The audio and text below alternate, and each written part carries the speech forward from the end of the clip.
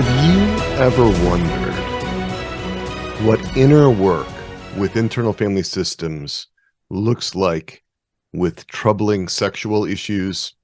What is it like when a man has the courage and the trust to lean into his sexual issues and engage them more fully? I am bringing you an example of this today. Drew Boa and I recently did a live workshop for Christian mental health professionals in which we reviewed our unburdening of 3 of his parts from a major sexual issue. We stopped the video at some points to discuss the process of the demonstration in real time with those Christian therapists. And then Drew gave us the gift of his willingness and his openness to share his experience, to share his history with a much broader audience, to share it with you, to share it with all the listeners of our Interior Integration for Catholics podcast. I'm Dr. Peter Malinowski, also known as Dr. Peter, clinical psychologist, trauma therapist, podcaster, blogger, co-founder and president of Souls and Hearts, but most of all, I am a beloved little son of God, a passionate Catholic who wants to help you to taste and see the height and depth and breadth and warmth and light of the love of God, especially God the Father and Mary, our mother, our spiritual parents, our primary parents. I'm here to help you embrace your identity as a beloved little child of God and Mary. That is what this podcast is all about. That is what Souls and Hearts is all about. This is the first time I've done a video version of the Interior Integration for Catholics podcast. And without further ado, I bring you Drew Boa and his demonstration. Okay, so I am feeling really blessed and really excited at the same time because with us today, I'm just so pleased, is Drew Boa. And Drew has given us all an amazing gift. He's given us the gift of himself. He's given us the gift of a demo where he does some amazing, beautiful work. He, as his innermost self, with his parts. And Drew was willing to share that video of the way he connected with his parts with the world. He is the host of the Husband Material podcast, which is all about helping men outgrow pornography. It's an amazing podcast. He does some really beautiful work. He brings in some of the best guests. I highly recommend it. And he also runs the website husbandmaterial.com and has a community where men are working together to overcome pornography addictions. He's a coach. He is experienced with IFS, with internal family systems. And Drew, I just really want to welcome you to this experience today. Thanks, Peter. And what we've decided to do is to go through that whole experience, the one we recorded on the March 6th, 2023 episode of Husband Material, and invite Christian therapists to come together to have a conversation. Drew and I will break it down. We'll stop at various points to describe what's happening with our parts, kind of share what was like the inside story, what you might not have seen, right on the surface all the time, to share some of that. And then also to just open up some conversation, to see some reactions of folks that are watching this. And as we begin, I just want to let you know that some of your parts are likely to resonate with what happens in this. It's really common for parts to resonate, so I'm going to invite you to take in what's helpful and to feel free to disconnect if it feels like it's too intense or if it's bringing up something that's strong in you. This wasn't therapy because this is a demonstration. And those of us that do IFS work, we frequently will learn from demonstrations, we'll teach by demonstrations. But even though it wasn't therapy, the material is real. This is not role play. This is not, some sort of play acting or something like that.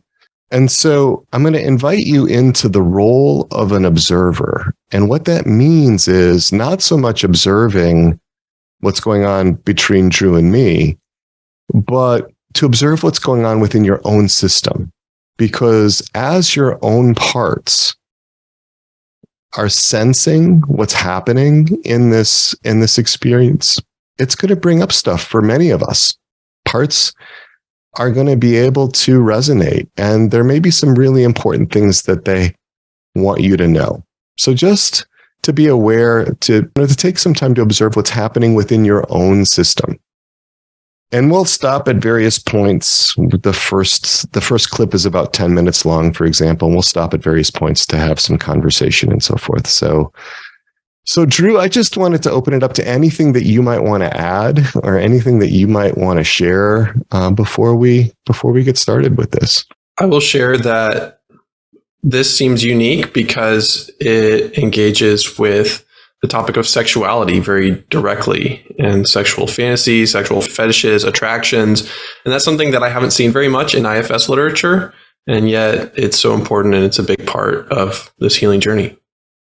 All right. So we're going to go ahead. I'm going to share my screen, and we'll roll about the first 10 minutes of the tape. Hey man, today's episode was extremely vulnerable for me and also extremely powerful. It was the very first episode I ever recorded where I am actually receiving some guidance in my own healing journey on the episode. So I hope it's helpful for you all. We will specifically be working through one of my sexual parts, a part of me that is sexually aroused by braces and specifically headgear. That is the part that I specifically wanted to work with going into this session. My fascination and obsession with orthodontics is something that has been the focus for my specific struggle with pornography, masturbation, sexual fantasy.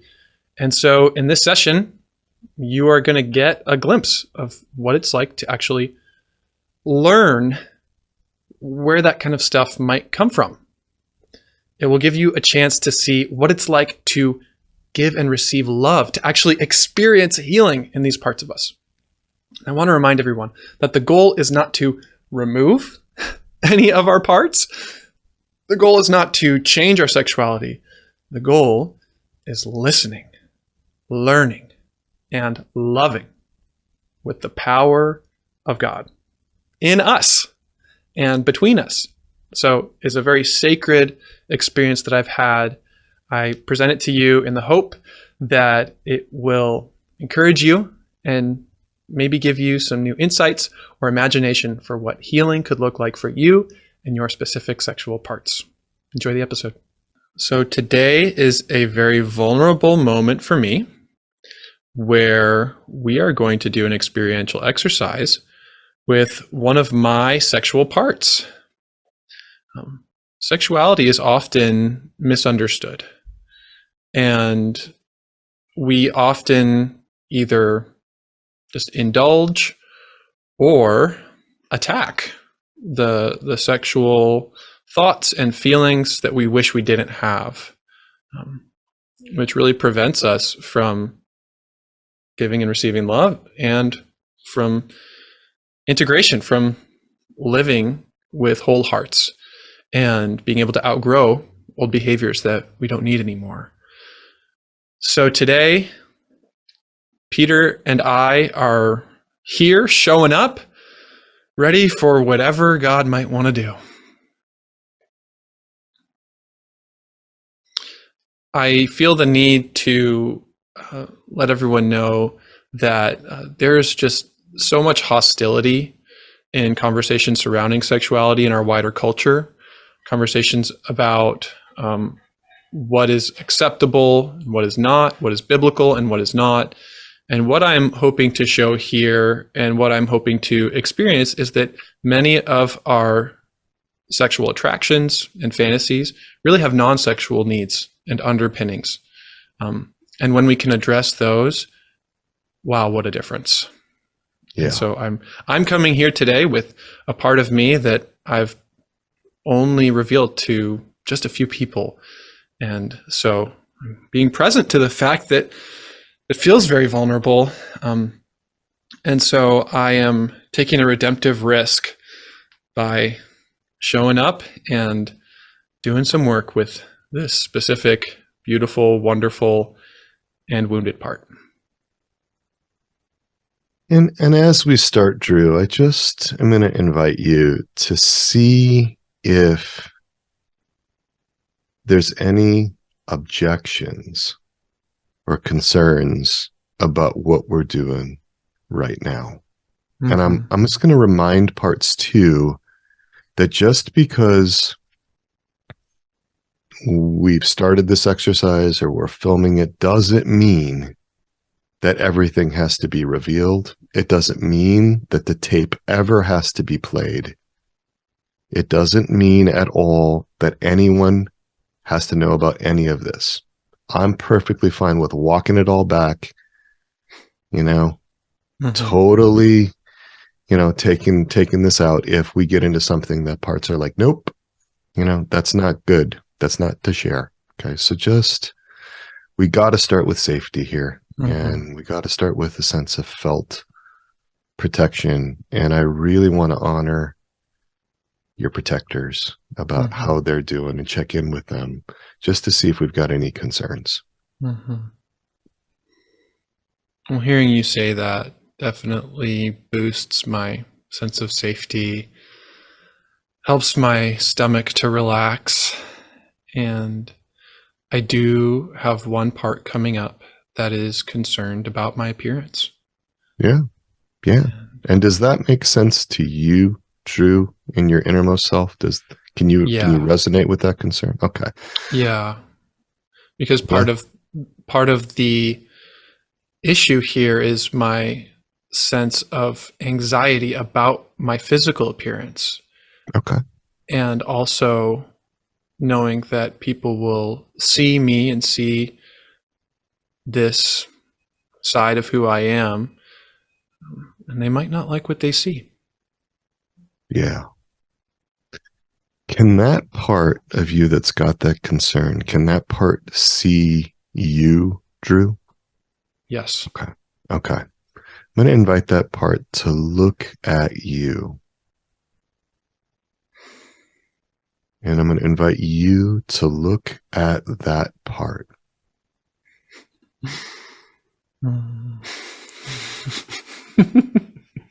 Okay, something's going on. Something's happening inside.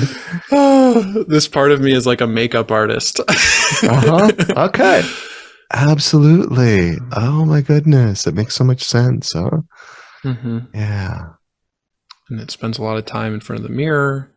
And it is telling me that it's learning to like me and what I look like. Yeah. Well, let's try this, Drew. I'm just going to invite you to let that part know that if it feels like it has to put a mask on, it can do that. Yeah. We're not going to stop that. Yeah. There's other ways that we can work if that part's interested, but we're not trying to strip away anything that it knows. Yeah. Makeup artist, you are allowed to put a mask on me. Yep. If and when you feel the need. Yep. I'm glad you're here. You have helped me. Thank you. Yes. And also, I really appreciate the time earlier this year when we decided to take off the Zoom filter that enhances my appearance. That was a mask that you and I chose to take off. And at first it felt exposed and different, and now it just feels normal. And I want to say thank you. That's been such a healing step for me.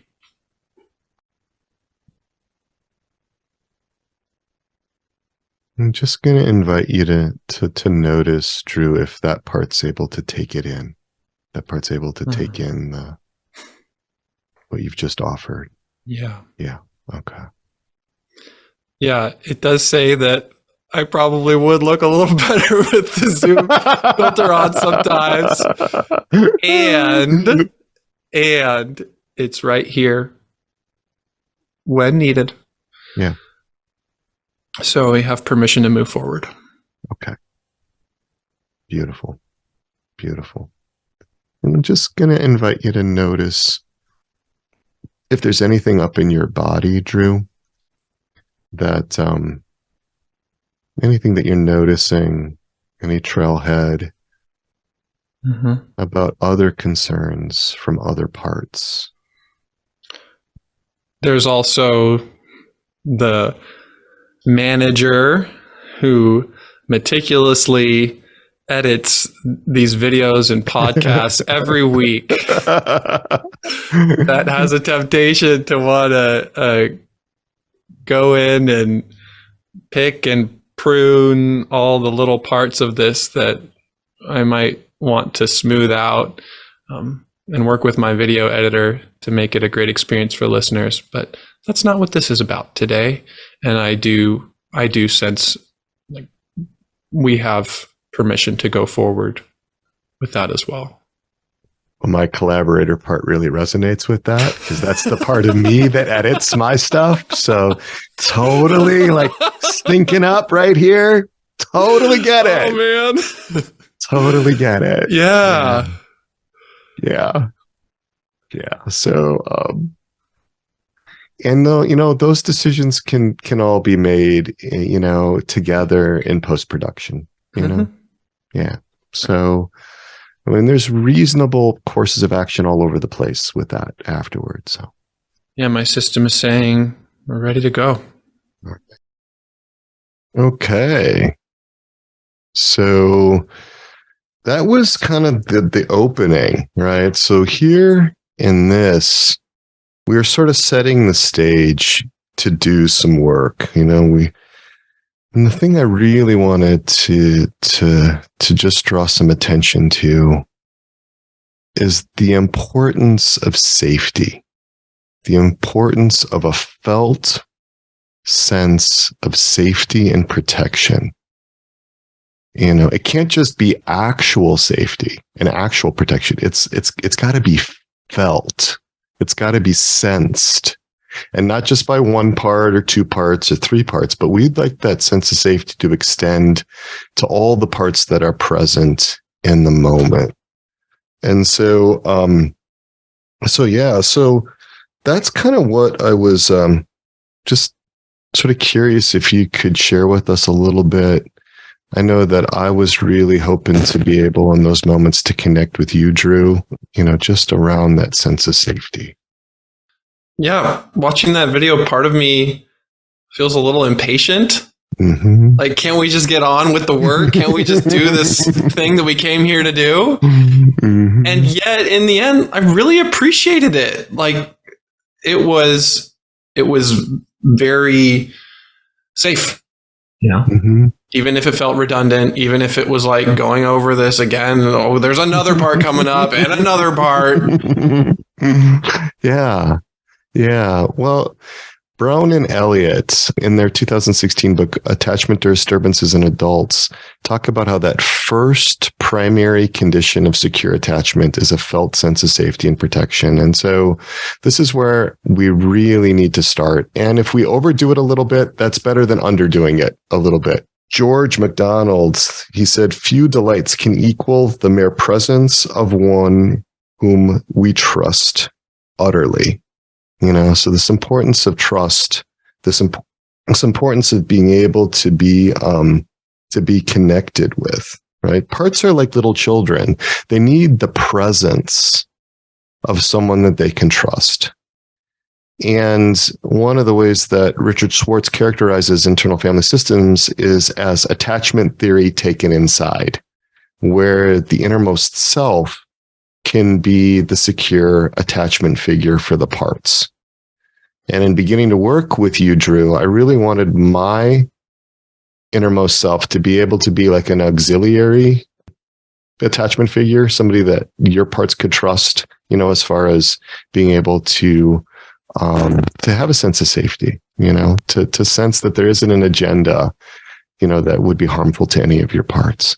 And this particular situation required extra trust because it's such a loaded topic, something I had never really explored before, much less in public. So there's all these reasons why extra trust was needed. Mm-hmm.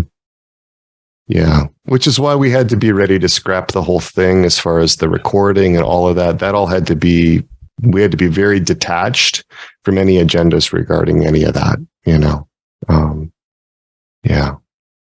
Yeah. And I was really sort of monitoring that with my parts. And because you had so much self-energy kind of going into this, it's really clear that you had done some work with your parts. This wasn't just your first, experience of your parts, but that you had good relationship with them.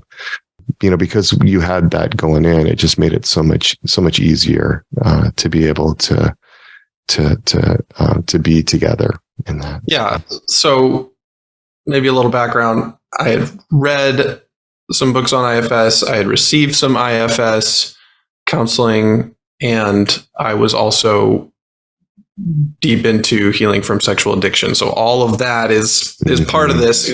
Somebody who's just randomly, or not randomly, but a little bit earlier in their process, maybe would not intuitively know that, for example, in dealing with the makeup artist, okay, this is a part of me. It blessed me. I need to Right. acknowledge that and honor that while also letting it go, So what we're trying to say is, don't expect that your intake interviews are going to look just like this when you're working with a brand new client, for example.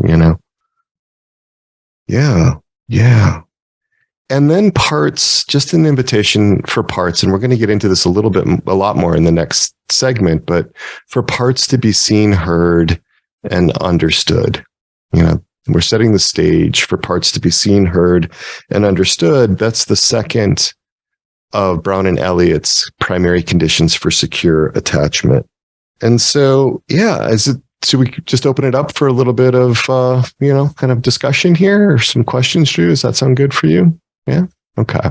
Great. If anybody would like to raise an electronic hand or an actual hand, we can certainly open a bit of a conversation if there's something that y'all would like to bring up. So, or we can put a question in the chat too, if there's something that folks would like to know from there. Beautiful comment from Catherine. Drew, you are so brave to do this. Really generous. Thank you. Yeah. Okay, great. And let's see. Brittany, yes. Could you let us know? Yeah. Yes, I echo what Catherine just said. So thank you so much for being vulnerable and allowing us to be able to learn from you. Just wondering, as we continue to watch this tonight and checking ourselves too, and I hope I'm understanding correctly, but how would I kind of deal with my parts as I'm trying to learn from you, Dr. Malinovsky, and also try to understand how do you recommend, because there's this like dynamic, right, of me wanting to learn, but then not getting too much in my own head, right? So that makes sense. I think the most important thing, if you can do it, is to just spend some time with your parts, and just kind of get to know your own parts. Because when we're in an environment like this, where like there's really deep work going on, it provides a kind of window or a portal sometimes into our own system. Sometimes our protectors can relax a little bit, or other times parts that were resonating with what was going on in the demo might be able to be a little more apparent. And so it's an opportunity then to just kind of be able to notice them and to connect with them, to listen to them. maybe write down what you're learning. So that's what I would say about that. Yeah. Thank you. Is that helpful? Yeah. Yeah, it is. Thank you. You have lots of options. You have lots of options to be able to what am I trying to say here? To experience it. Yeah, exactly. Thank you. Thank you very much. Well, let's go ahead and, unless there's something else, we'll go ahead and move on, because that would leave us a little more time for some of the later parts of it when we've experienced a little bit more. So I'm going to go ahead and play some more. And what we'll do is we're going to go ahead for about another 21 minutes and see this next part where we really are getting in touch with more parts. And there's a quote from Ashley Ford, her book, Somebody's Daughter, a memoir, where one of the characters says, "I wanted to be seen, but I didn't want to be watched." I wanted to be seen, but I didn't want to be watched. And so there's this really gentle way that Drew was able to really be with his parts. Okay, so I'm just going to invite you, Drew, just to notice we got calm, we got compassion.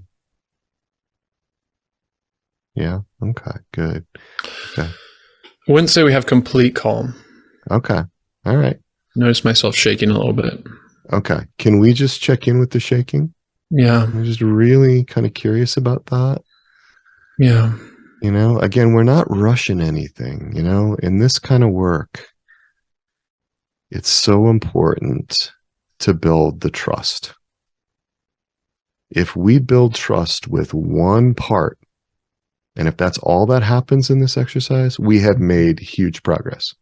Yeah. Right. So no part left behind.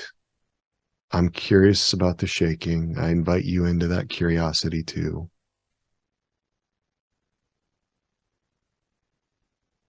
Yeah. This part of me that's shaking was hurt, was injured, and never processed it. Mm-hmm. Mm-hmm. Never dealt with it. Yeah. Yeah. Never had anyone even know this story.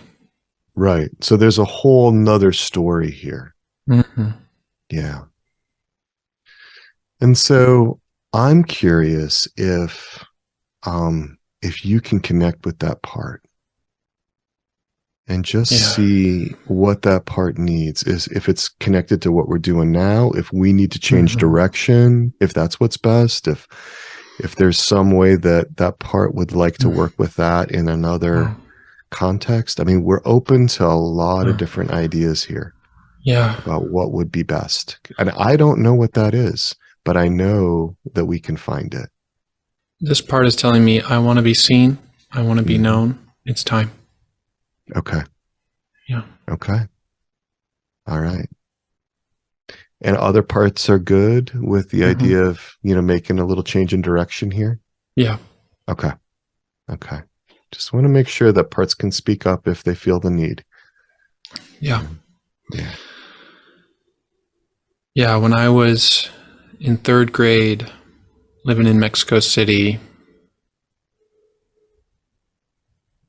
on weekdays after school, my sister and I used to ride our bikes around the little cul-de-sac where we lived, just me and her. And I would create a little route around the sidewalk and the manholes and go around and around. I used to call it Drew's Fun Ride. And then my little sister created her own, and she called it Lauren's Funny Fun Ride. and I said, "Hey, you're copying me." And we would go around and around in the cul-de-sac until one day I fell on my bike and I face planted in the asphalt. And I have this one little flash of memory of standing up, not knowing what's happening, but my mouth is bleeding. And and my mother is terrified, wondering what's happening to my brand new adult teeth. And the next thing I remember, I'm in a hospital room or in an emergency room or something. I'm lying on the bed. A doctor or a dentist is looking into my mouth, inspecting it. And I remember my mom saying, like, how bad is it? What does he need? And he said, well, he's probably going to need headgear or some corrective work done. But the headgear stands out to me. I didn't know what that was. It was frightening. It was confusing. It was terrifying. I was like, what is that? I remember eventually finding out that it's when braces are coupled with a wire that goes around your head, and it looks really awkward and inconvenient and unattractive. And I remember just dreading that one day I would have to wear one of those things every day.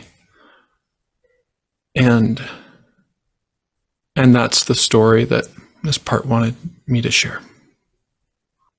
Yeah. And does that part recognize, does it sense that you've heard what it needs you to hear? Or is there something behind it? And you don't have to share it with us. You don't have to share it with me. But if there's something about that, about the meaning, that just seems like... There was also a shame.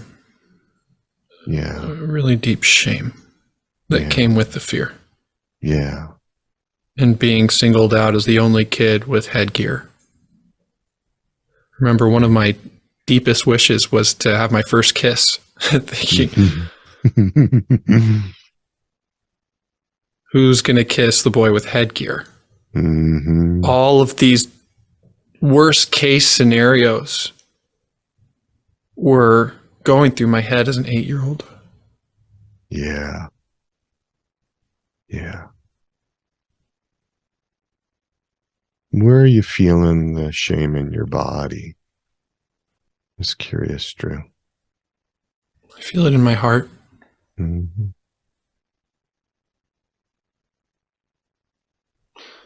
I have this image of a skull and crossbones. Mm-hmm. Like there's death associated with this shame. Yeah.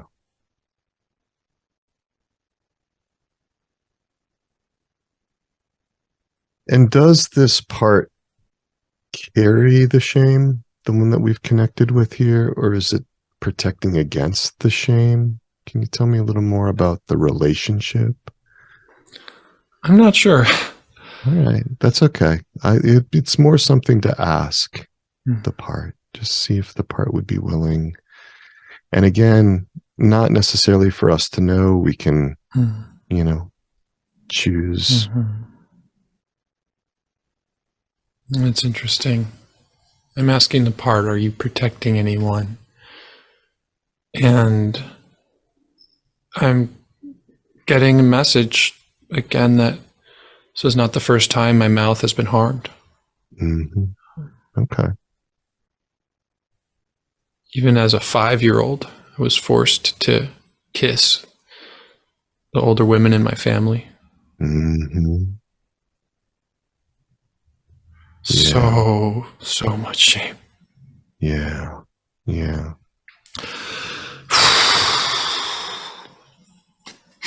And I'm curious, Drew, if you can hold that shame and experience it, but not be overwhelmed. Just let me know if. Yeah, I mean, I'm Right. close to crying. Yeah. And if you cry, we'll work with that too. But I'm going to ask that part not to overwhelm you with the shame. Okay. Right. Yeah. Yeah. Because turning the shame down to like 50%. Yeah. Is that okay? Is that a good level? Yeah. And can the part still see you? Mhm. Just ask. Can you see the Mhm. part? Yeah. Mhm. Then you can be in relationship. Mhm. Then you can be in relationship. Because if it gets too close and it floods and takes you over, then we lose the relationship. Mhm. Yeah. Yeah, I see a 5-year-old little Drew with Yeah. a bright pink lipstick mark on his cheek. Yep. Because that's how it rolls, didn't it, back then? Yeah. Another feeling coming up of anger, being so protective. Yeah. Yeah. Makes sense for you that a part might be angry. Mm-hmm. Part might want to protect here or something. Yeah. Let's see if that part can give you some space, though, just to see if we can. If the part needs to know, you can let them know that it's 2022. We're not back then. Okay. It's over now. Yeah. It's okay. Yeah. We're working with the memory here. Yeah.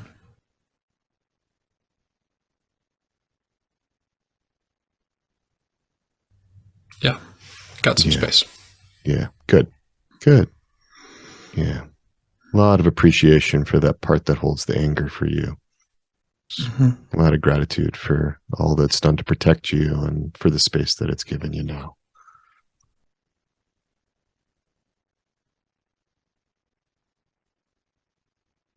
And I'm wondering if the part can tell you, share with you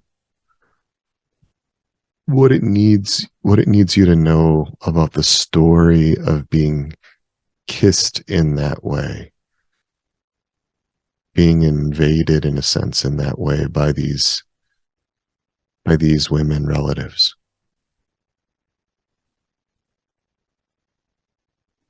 Felt disgusting. Mm-hmm. I felt trapped. Mm-hmm. Yeah. Yet obligated.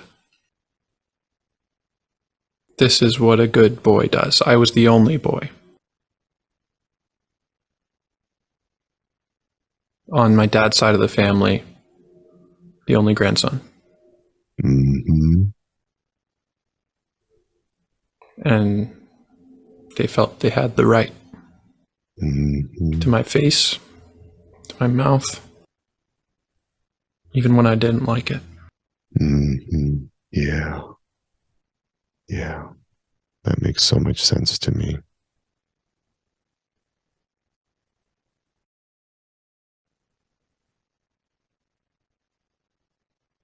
Now the sexual part is wanting to speak.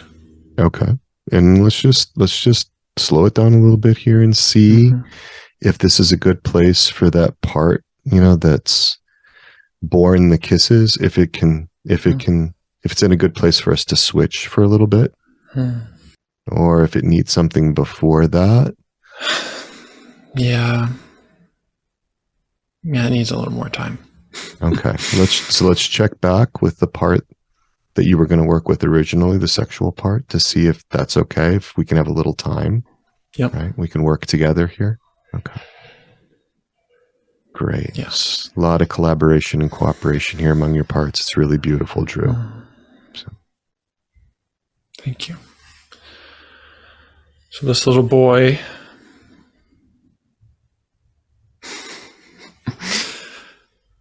he wants me to know that he really likes being kissed by his dad on the cheek. Mm-hmm. It feels so different. Mm-hmm. It feels safe. Affectionate. Mutual. And at times he likes it with his mom when his mom is not wearing makeup. Yeah. And he's not being marked by it. Yeah. Not having the other leave a mark. That's big. Yeah. Yeah, I'm feeling that. And it's as if the lipstick mark is slowly dissolving. Yeah. They don't have a claim on you. Yeah. They don't have a claim on you.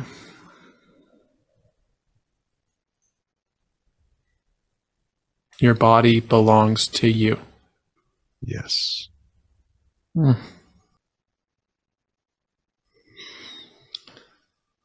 He's coming in for a big hug. All right. All right.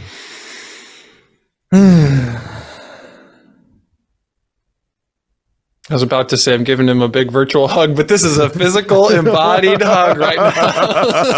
Absolutely. Absolutely.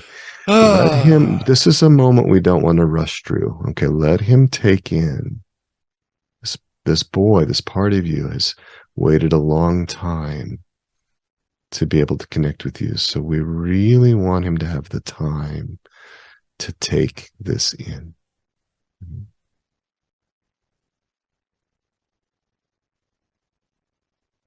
You are a beautiful boy.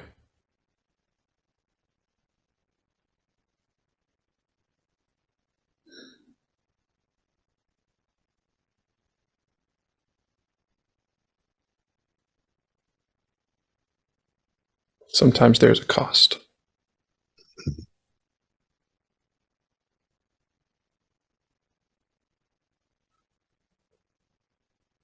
It has been used against you, and you have turned against your own beauty.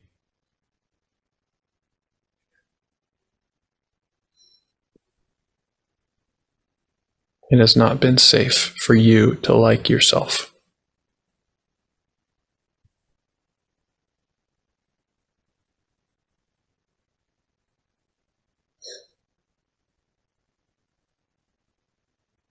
But you're always trying.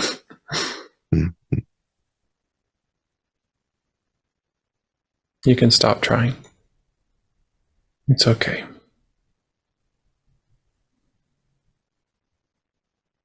I like you just the way you are. And I don't need you. I don't need to use you.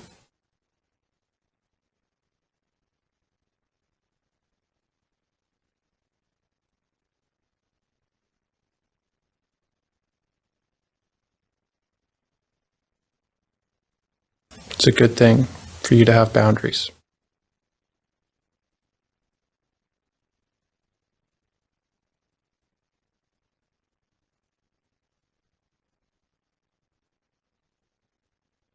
He's just telling me thank you. Mm-hmm. Yeah. He likes having boundaries, but sometimes he feels guilty for having boundaries.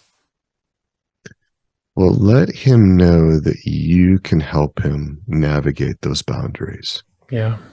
You know, that he doesn't have to figure all that out on his own.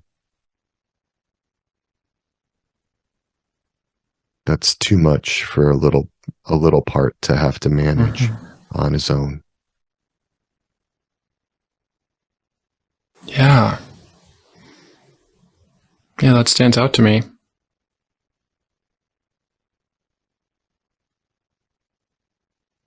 He shouldn't have had to create his own boundaries. He's 5 years old. No, he's a hero for having stepped in to take it, you know, to keep it from overwhelming your whole system. He's the one that stepped into the breach and stepped up to handle the intensity of all of this so that you could continue to function in the world, so that other parts were shielded from the intensity of the experiences and the violation.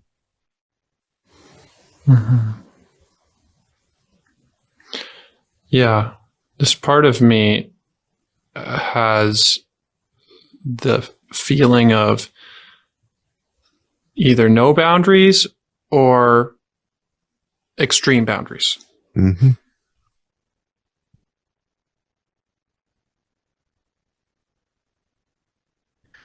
Well, 5 years old, all or nothing, pretty common. Yeah. Pretty human, gotta say. Yeah.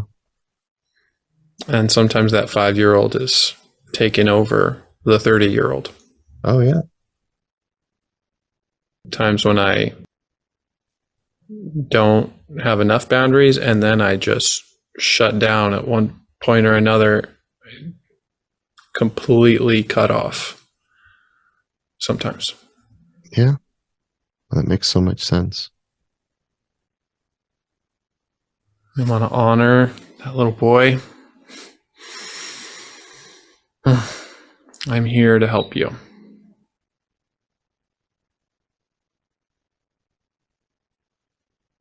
Does he have a favorite color? Blue. And if you ever write in your parts journal and he wants to say something, could you write it in blue? Yeah. Okay.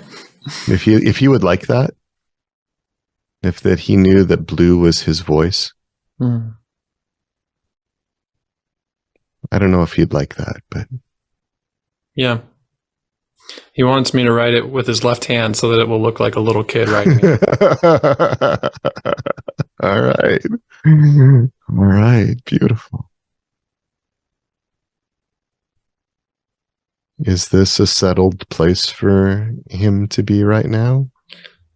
Yeah, I'm seeing him together with the 8-year-old. Okay. They've got their arms around each other.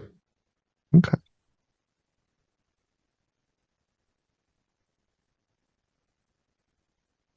Seeing the connection there. Well, parts can love each other if they are in right relationship with the self. That's a good sign. Yeah. Yeah. So we're going to take a little pause there to just be able to come back together and to be present with each other. And I'm curious, like, about just kind of checking in with your own parts to see what they were experiencing. And we have a little space here, a little bit of silence, a little bit of connection for you to be able to just, wrap up any work that you've been doing with your own parts for this piece of it. There are a few things that I really wanted to kind of bring out. The importance of Drew really being with his parts in a loving way. His parts being seen, heard, understood by his innermost self was so, so important. The importance of working really gently with shame. Shame is such a common underlying burden. Such a very powerful one. We talked about the importance of boundaries, how difficult those can be to navigate when parts are really young.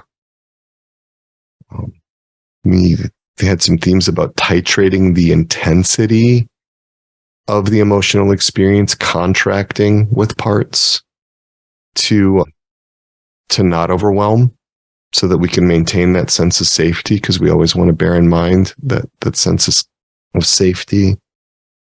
And then this idea of appreciating parts for the good that they're trying to bring us, and to have this sort of experience of cooperation and collaboration among parts working collaboratively, cooperatively under the leadership and guidance of the innermost self. Those were sort of really main themes that just wanted to kind of bring out.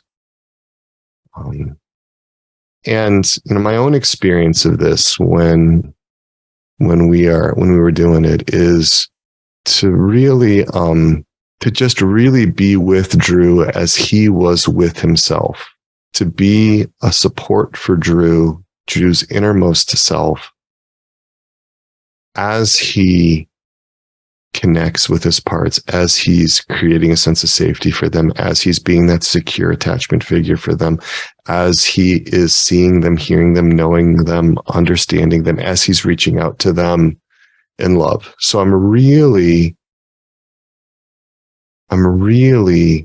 just there to support Drew doing his work. I've got to really be in a secondary role in this kind of work, because I'm not seeking to be the internal attachment figure for Drew's parts primarily. He doesn't need that. His parts are on an adventure to discover who his innermost self is. And his innermost self is on an adventure to discover who his parts are, in a really deep way. So there's a lot of, for me in this, how can I be small? How can I get out of the way of that really happening? So that was my monologue. It was longer than I had intended it to be. Drew, I just really on my heart to hear whatever, you might feel like needs to be said, what your parts would like you to speak for them, or what's coming on your heart. So. I'm in awe of how you guided me through that, especially when shame was really getting intense. You brought me back to regulation. Mm-hmm. And it's also amazing because in our other conversations, you mentioned that you had some experiences that got triggered. Oh yeah. Yeah. So yeah, I'm having emotions going on like with some intensity as this.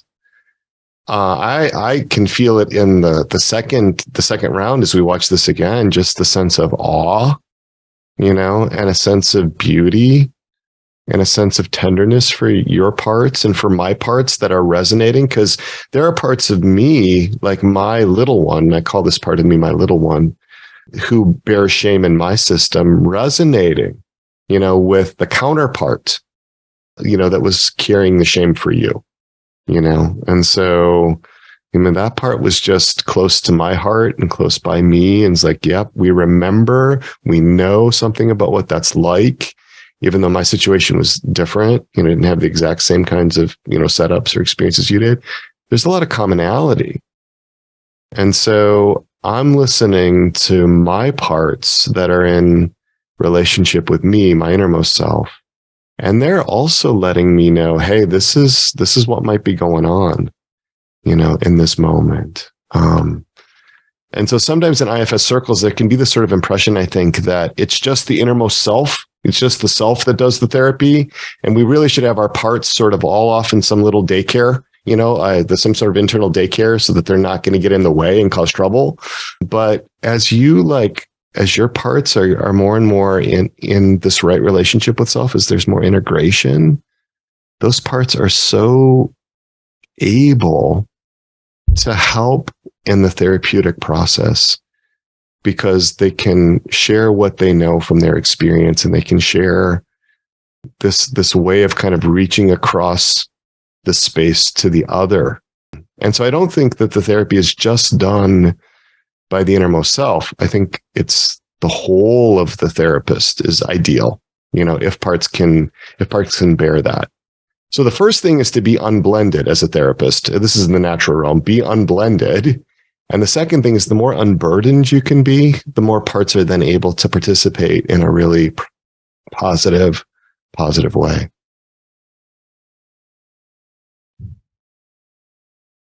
Drew, you had something you want to say? We'll get to you, Barbara. I'm glad. I love the enthusiasm. We'll get there. But I wanted to make sure that Drew had some time to Yeah. There's a part of me that wants to bring up something specific that you shared from your story. Oh, yeah. Go ahead. I love it. That's okay? Yep, do it. All right, so you had headgear. Yeah, I had headgear. Absolutely had headgear, and wore it in 9th grade, and it was terrible. And I actually had a senior, when I was in my freshman year, I had a senior grab onto my headgear, pull it out of the sockets and release it, So yeah, there was some hazing at my high school like that. So yeah, parts of me that dealt with that shame, that dealt with the violation, in the mouth, so my parts are connecting on this sort of stuff, allowing me to be really more connected, in a way to you, Drew, to your parts, So yeah. And if that were not resolved in my system, like if that particular conflict, if I hadn't worked through that, if that was still an unresolved trauma, then I wouldn't be able to be with you in that way, which is why it's so critical for therapists to do their own internal work, to really connect with your parts. It's really important for your own system, but it's especially important for therapists because of, how helpful it is, how good it is if we can be more available and present without having to withdraw or having to defend or having to protect or having to silence or numb or banish parts, because it's activating stuff that's unresolved for us. I really do believe that when therapists hit impasses where they get agitated or they lose a sense of peace because of something that's going on in the therapeutic relationship with the client, it's not because of the client's actions. Client can't steal your peace. The client is tapping into something that's unresolved within your system and bringing it to the surface. So there was a special kind of connection there. I'm glad you brought that up, Drew, because you know what? I wasn't even thinking of that in the moment as we were reviewing it. I certainly was originally, but that was slipping my mind. So yeah, we were talking about that in the debrief afterward, I think, right? So yeah. Well, did you have other things, Drew, you'd like to bring up before we? Looks like we have a couple of questions. Yeah, let's hit some of these questions. Barbara, let's hear. Yeah, I wondered if you could comment about when you're working with parts and then and then something gets triggered and one of the parts or a number of the parts don't feel safe. I assume that you stop and then you try and go back to provide some safety for those parts and to kind of dialogue with them. Can you comment about that? Because I'm sure that happens where you're dealing with a number of parts or at least one of the parts, and then somewhere else a part isn't feeling safe now and goes hiding and exiling. Immediately after college, I worked in daycare. It was a great experience in a number of ways, but I learned so much about managing systems. You have to just sort of, it helps to be unblended, helps to be able to, but I think about I think about Drew's parts as being like a bunch of kids, and we had a 5-year-old, we had an 8-year-old, and I'm trying to, in a sense, see them or sense them within my own system. And that really it helps. Most of this is really intuitive, kind of like, for those of you that are moms or dads, it's kind of like sometimes you just have a sense that something is needed or something would be helpful. And that's where I think I can be most in the flow of therapy. There are protocols within IFS, for example, that can give some guidance on that. But yeah, I'm really sensing, first off, safety. That's the first thing, and sometimes parts don't feel safe and they depart. And I don't feel like I have to necessarily go after them. They might be just regulating their own in their own way at that time. But that's kind of a judgment call.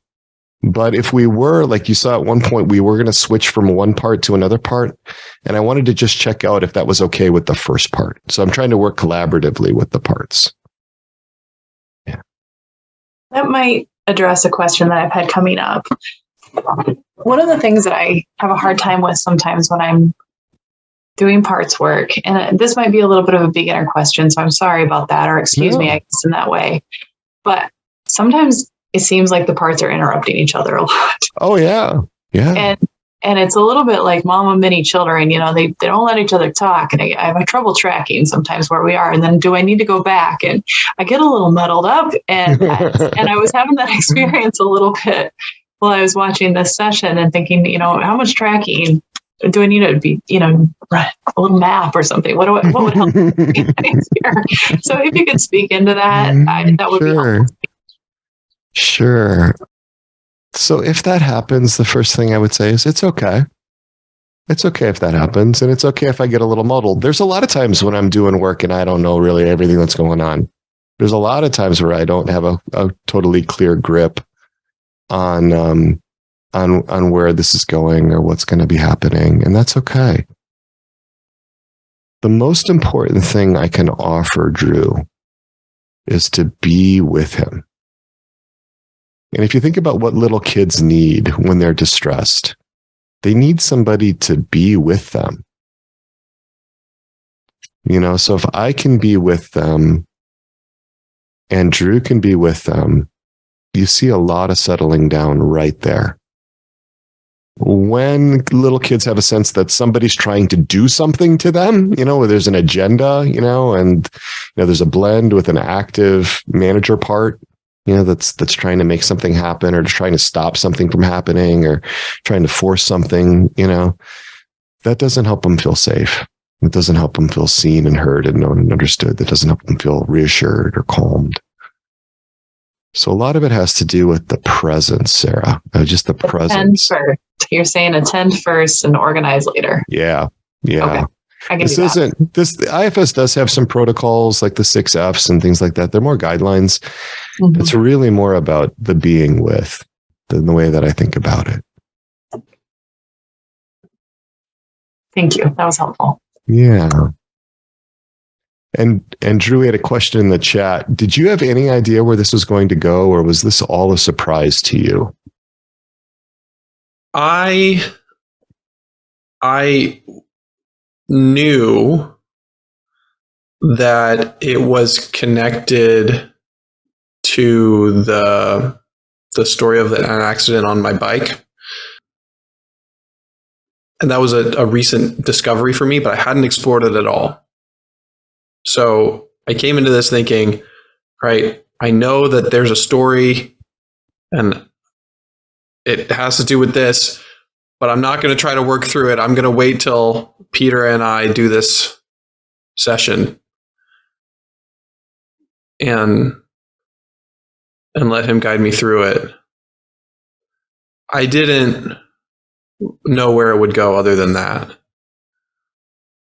But it started when I was reading more about how sexual fantasies and unwanted fetishes develop. And one of the things that struck me in what I was reading was it said that oftentimes it happens for children with physical illnesses or like injuries.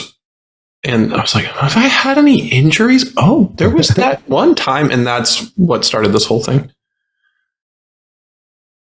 Not that this is some kind of formula, right? Because it's not. It's not like there's a cause and effect. It's more like many contributing factors, and what mattered was the way that I experienced all of that inside, mm-hmm. and that's why this was so helpful. It wasn't like some kind of laboratory dissecting my fantasy. It was like, let's spend some time with it. Instead of dissecting the frog, spending time with the frog. Yeah, absolutely. Can you repeat what you said? You said sexual fantasies or unwanted what were connected to literature regarding injuries? Fetishes, attractions. So the specific book I was reading was The Brain That Changes Itself by Norman Doidge, and he was talking about neuroplasticity. And I think he has a chapter in there about neuroplasticity and sexuality and arousal. And that's what I was reading at the time. Thank you. Welcome. And we had a comment in the chat from somebody who's really getting into the observer role here. That age 58, I finally came to understand something really important about my 17-year-old part. She carried shame and unworthiness for 41 years. That situation at age 17 was overwhelming, and it wasn't her fault. It was life-changing. So these, going back to what you said at the very beginning of the video, Drew, so much of this is not about sex. It's not about, it's not about what it looks like on the surface. Yeah. And I would add, it's also not about identity. Sometimes when we're talking about these things, it's like, is this who I am? Well, this is a part of me. Right. Right. Right. So I have a part that's a sort of timekeeping and kind of wants to head on so that we can kind of, watch more of it and have some time at the end. This next section is going to be about 27 minutes. And, we're going to be looking at, parts also feeling comforted, soothed, and reassured. That's Brown and Elliott's third primary condition for secure attachment. So let's go ahead and. Can I just say that even if we ended it right now, this was already a great experience. Even if nothing else happened after this point in the video. Yeah, it seems like we're all ready to begin engaging with the 13-year-old or the sexual part. All right. And I'm just going to invite you to notice anything that comes up in your body as we consider engaging with the 13-year-old. Just to see. Yeah, I feel something in my gut, my stomach.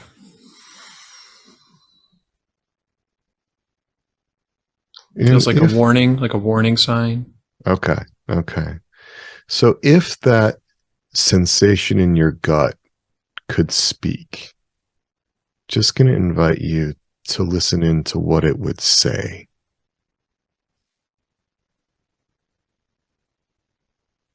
What's the message there? Saying be cautious. Mm-hmm.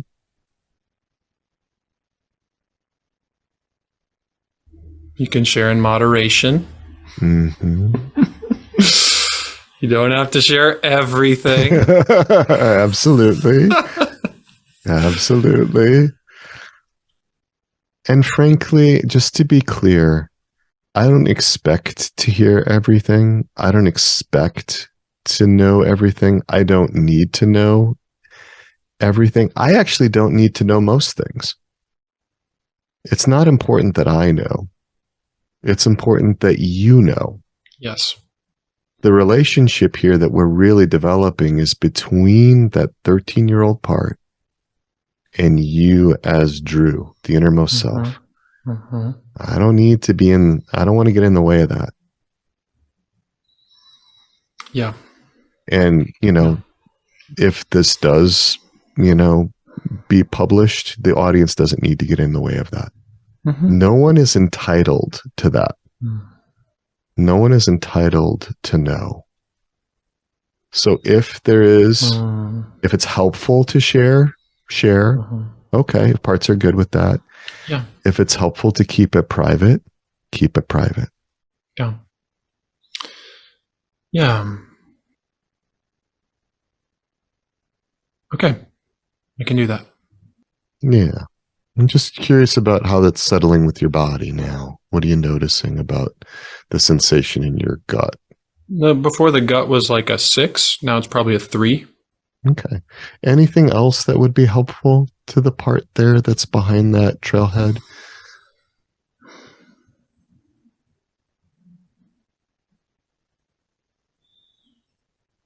I'm Anything getting else curious about it. Yeah, there's maybe something else. Maybe not. I don't know. Hold it lightly, but yeah, if there's anything else that part needs from you or needs from me, I don't know. Yeah. So.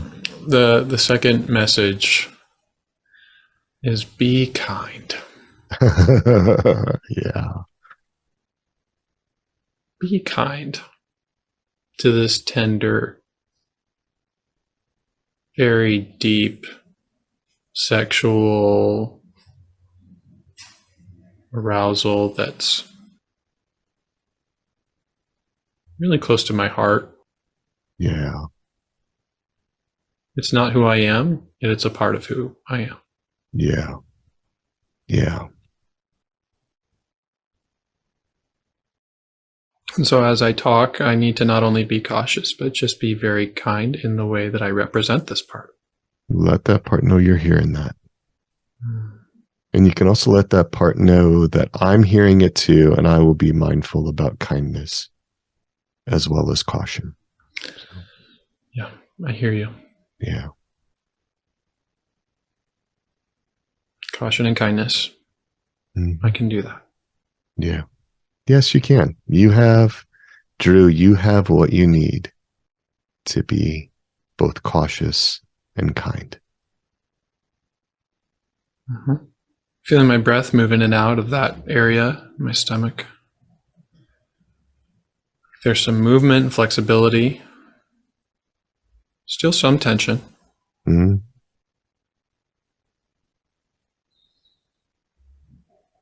The tension is not impeding the breath. Okay.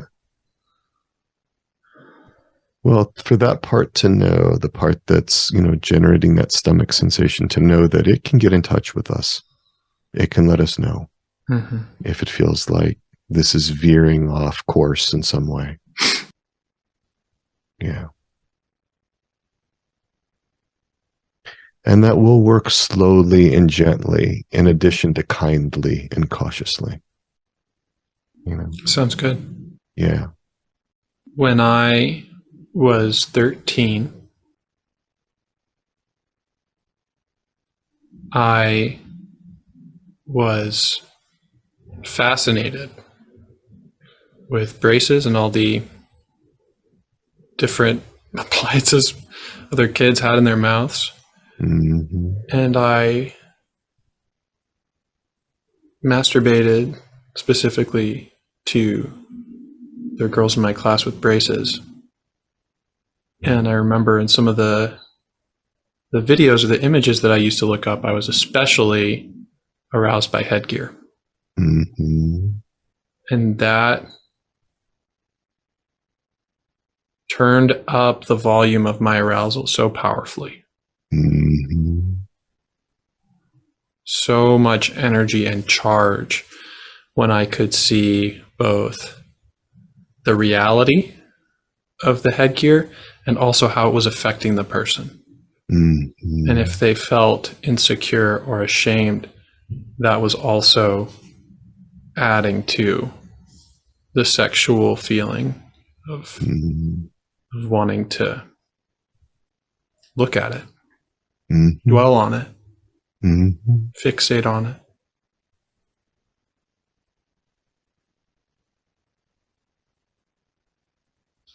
I remember having this internal conflict of wanting to get braces myself and see what that felt like, and also being repulsed and wanting to never have to go through that. And having that question haunt in my mind, was that doctor right? Was that dentist right? Mm-hmm. That was so central in the types of pornography and fantasy that became appealing to me. Yeah. People generally know about this fetish, but not the details. Mm-hmm. Mm-hmm. And that 13-year-old boy makes a whole lot of sense when I see him next to the 8-year-old and the 5-year-old. Yeah. My heart goes out to him. Yeah. I feel this flood of compassion higher in my chest, more closer to my center. Whew.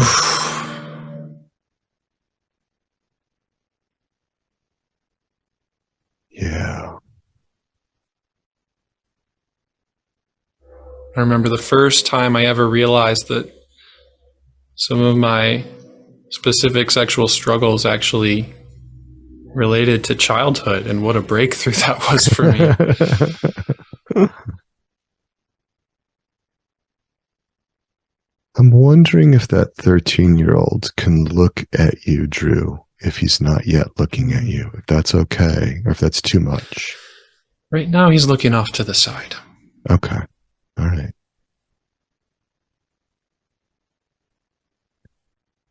And I'm just going to invite you to sense what he needs right now. How much space, if he needs a word or not a word, and just be with him.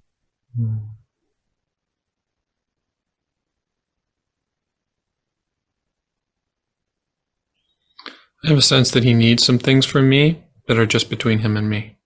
Absolutely. Just between him and you. Let's give that time.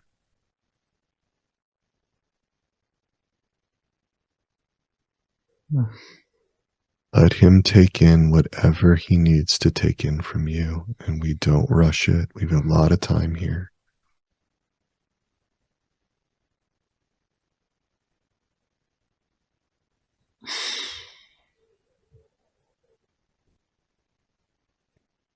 Kindness and gentleness and caution.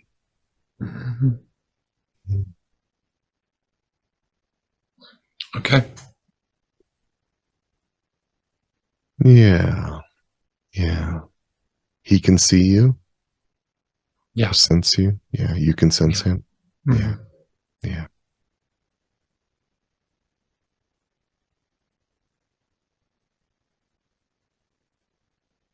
This teenage Drew has been the hardest for me to love. Mm. And also the most hardened to receive love.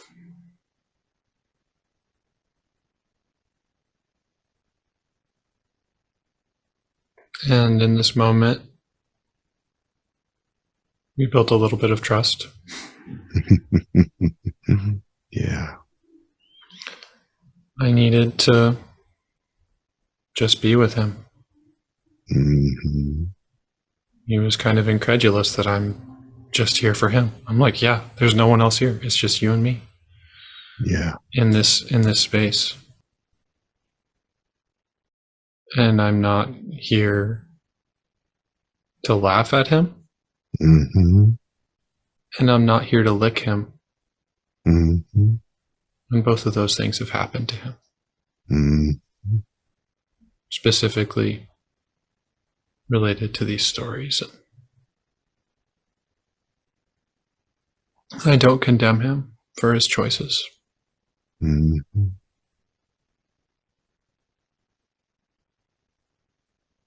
And I feel the need to protect what some of his choices were. Or at least the need to be cautious about how much I share. Yeah, definitely. Definitely. Does he know that when he's met you before, you've been blended with other parts?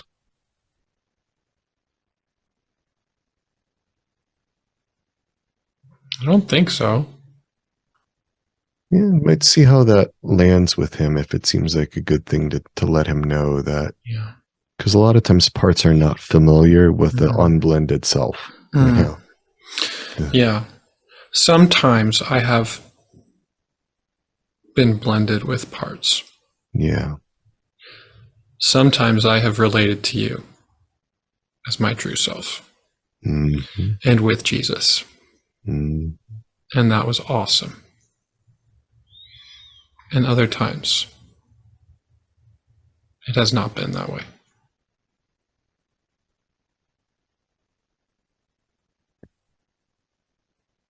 I wonder what it would be like, Drew, if it seemed right, if it seemed good, what it would be like for him to receive an apology. Hmm. Hmm.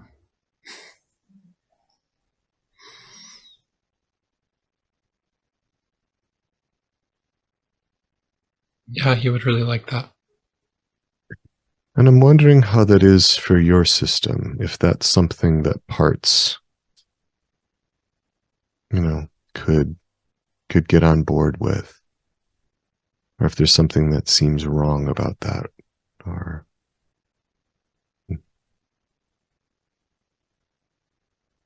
there's any cautions or hesitations about it. It seems right. Yeah. Well, in whatever way seems to be good for the both of you and for your whole system, just going to invite that to unfold for you all. Mm-hmm.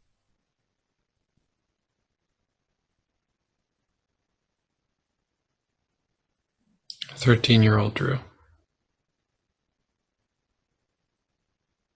I am sorry for rejecting you, treating you with hostility, being embarrassed.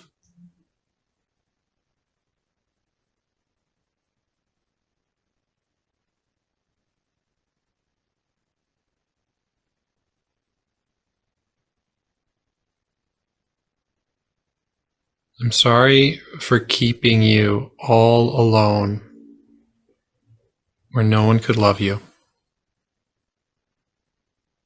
for many years.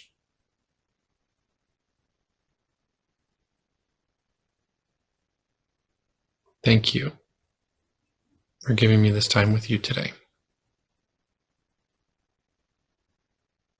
Giving me a chance to see you, to appreciate you. You are a part of me, and you belong with me.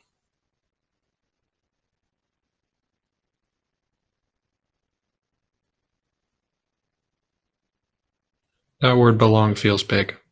Big. All right, let's stay with that word. Okay. Let's let that word make the change that's needed right now. Belong.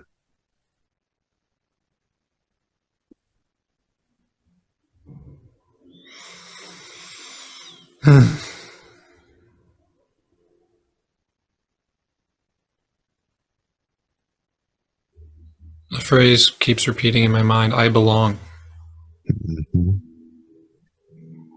And also Taylor Swift song, You Belong With Me.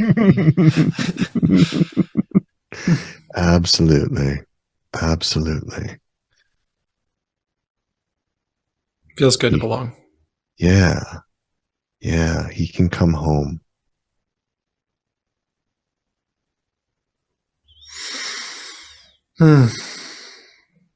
He can come home.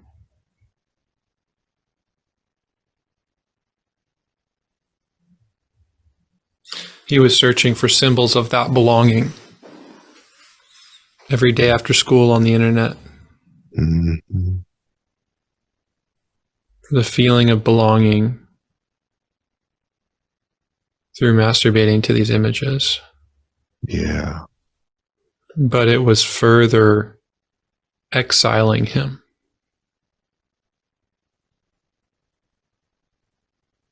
Taking me away from my life. Yeah. Let's stay with the good he was seeking for a minute, if we can, in those images, if it's okay. Yeah, totally. Just in case there's any parts that are concerned about that, we can tune into them. But if it's okay to just see what good he was seeking for you in these images. Yeah. Well, part of what I said was arousing was the humiliation of the other person. Mm-hmm. And I see a symbol of safety in that. Yeah. Oh, this is someone who gets it. Yeah. Oh, yeah. This is someone who gets it. Okay. This is somebody who I can connect with. Because they know what it's like to be humiliated. Especially in their face or their mouth. And this is somebody who's not going to humiliate me. Yeah. That resonates very deeply. Yeah. And it wasn't always even braces. It could even be glasses. Somebody wearing glasses could have a similar effect. Yeah, because it's not about the headgear. It's not about the braces. It's about the experience. Mm-hmm. Okay. Yeah. Would it be okay for him to share whatever he feels he needs to share about that experience with you, Drew? Mm. If that would be okay. That would be okay. Yeah. Is there any kind of concern about that among other parts if this part were to just... No, there's a lot of curiosity. Like, I wonder, what's he going to say?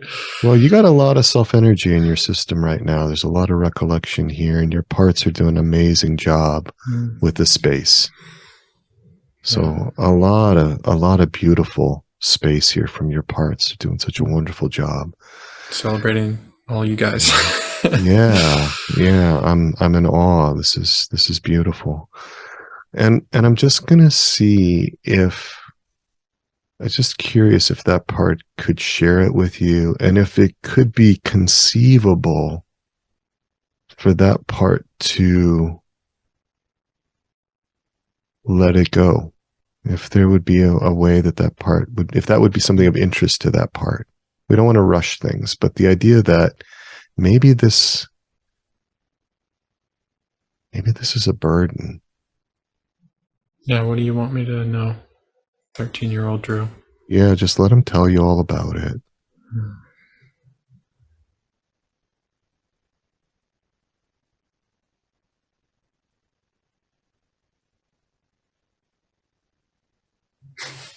He's telling me that it's not all trauma. Okay. Yeah. When I started doing all of these things, it was after my family had moved from Toronto in Canada to Dallas, Texas. And he's reminding me that in Toronto, I had some really wonderful first get to know you encounters with girls. 7th grade, felt safe. It was fun. I was able to be myself, and they really wanted to know me, and we had a good first few times getting to know each other, and they all had braces. Yeah. And so I remember after moving, many of my first orgasms were thinking about those 3 girls specifically. And so he's reminding me that it wasn't just the trauma behind this arousal, but there was actually something beautiful and good that I lost that he's reconnecting with. Yeah. Even after moving, this must have been 2006, we had like Windows Messenger or Instant Messenger. And I used to be sending messages to these girls after school, just trying to hold on to this connection that I couldn't find in our new home, place where I never belonged. And so I'm being reminded of the goodness too. Yeah. Not just the pain that's behind it, but the pleasure that was actually healthy and developmentally appropriate. And like, oh my gosh, of course you would have enjoyed that and longed to be back there. Yeah. And we can separate things out. You know, we don't have to lump it all together and just have it be a great big ball of whatever, you know, it's like, yeah, let's appreciate that. Yeah, there's a lot of goodness. There's a lot of beauty in why he is attracted to this specific theme. Right. Girls with braces. There's an association there. Yeah. Yeah, I have this image in my head of like a sifting or a separation Mm-hmm. that maybe could happen, of separating what I want to keep with what I want to let go. Yeah. Yeah. I'm picturing this with my two hands. So I've got in my left hand what I want to keep, my right hand what I want to let go. Mm-hmm. Just going with it. Mm-hmm. In my left hand, I want to keep beauty. Yes. And I want to keep friendship. I want to keep belonging and safety. And I want to keep myself. I want to keep my story. And in my other hand,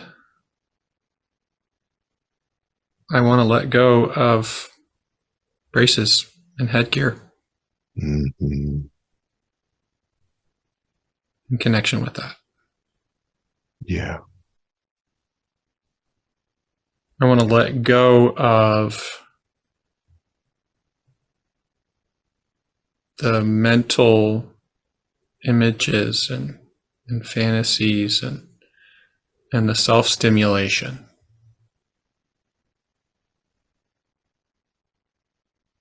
that I used to do as a way of settling for a symbol of that, the real thing.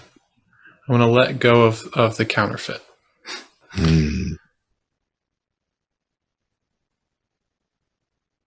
Can that 13-year-old see the real in the one hand? Yeah. And can the 13-year-old see that all of the goodness from the other hand has been kept? That it's drained? Yeah. Yeah, is that Yeah. Yeah. all right? I want to tell him about what we have now that I'm 30. Yeah. Yeah. Because he might not know. Mm-hmm. Okay. So, we're going to take a little break now and just kind of review what that was like. Now I had tears in my eyes again, Drew. Just kind of going through, it really got me in the first moment was the apology, the apology to your 13-year-old part. I mean, that's just still, one of my clients used to say, hits me in the feels. That hits me in the feels. Like that hits me right, where, parts of me have experienced, apology and repair after rupture with, my innermost self and so forth. So there's a lot happening for me in that. And just such a privilege to be with you in that moment.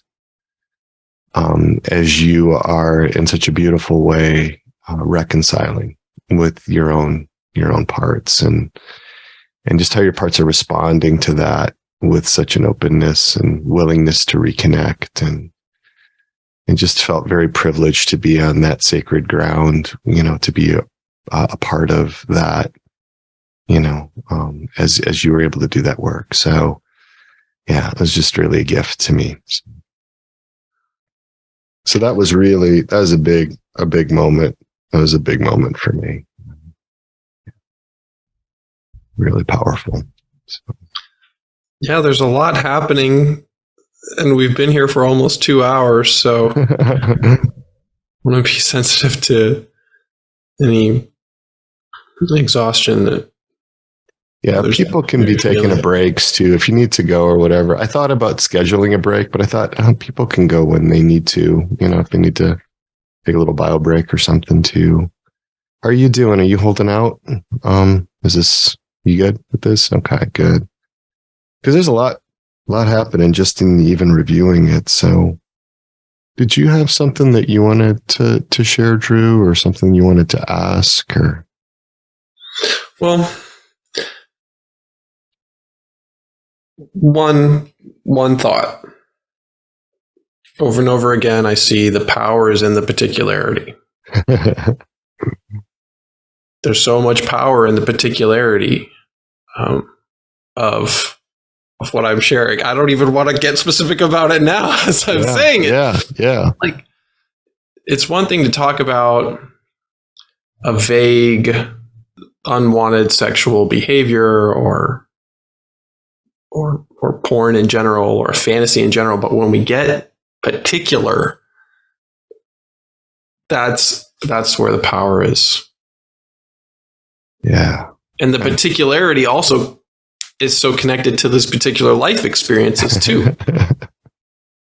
It's not just abuse in general or puberty in general. It was very specific stuff. I'm hearing you say the story has to have details. Yes. Yeah. That's what really helped it make sense and resonate. And that's not really specific to me. I would say that's true for all parts.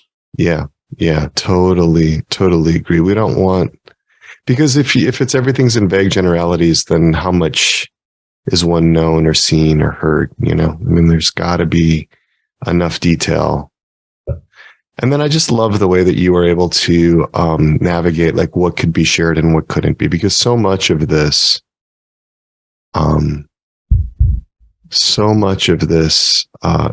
could be just private. You have the permission for it to just be private, so.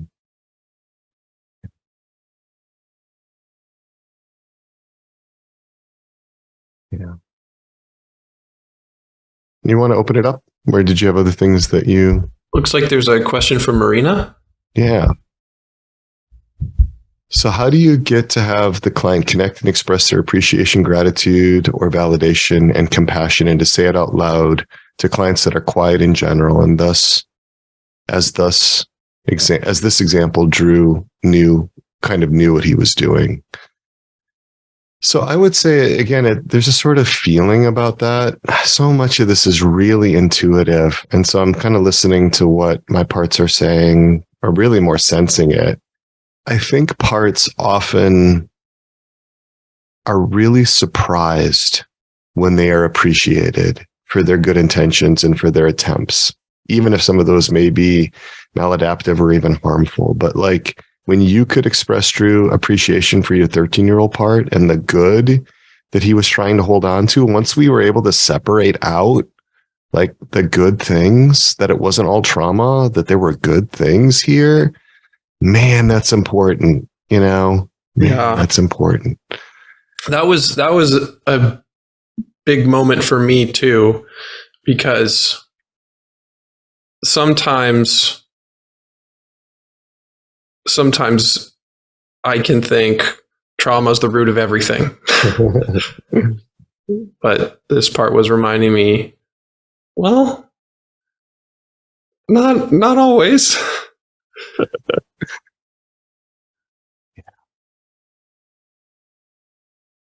Yeah, and being able to bless some of the positive experiences that were behind this attachment and fantasy as well. Yeah.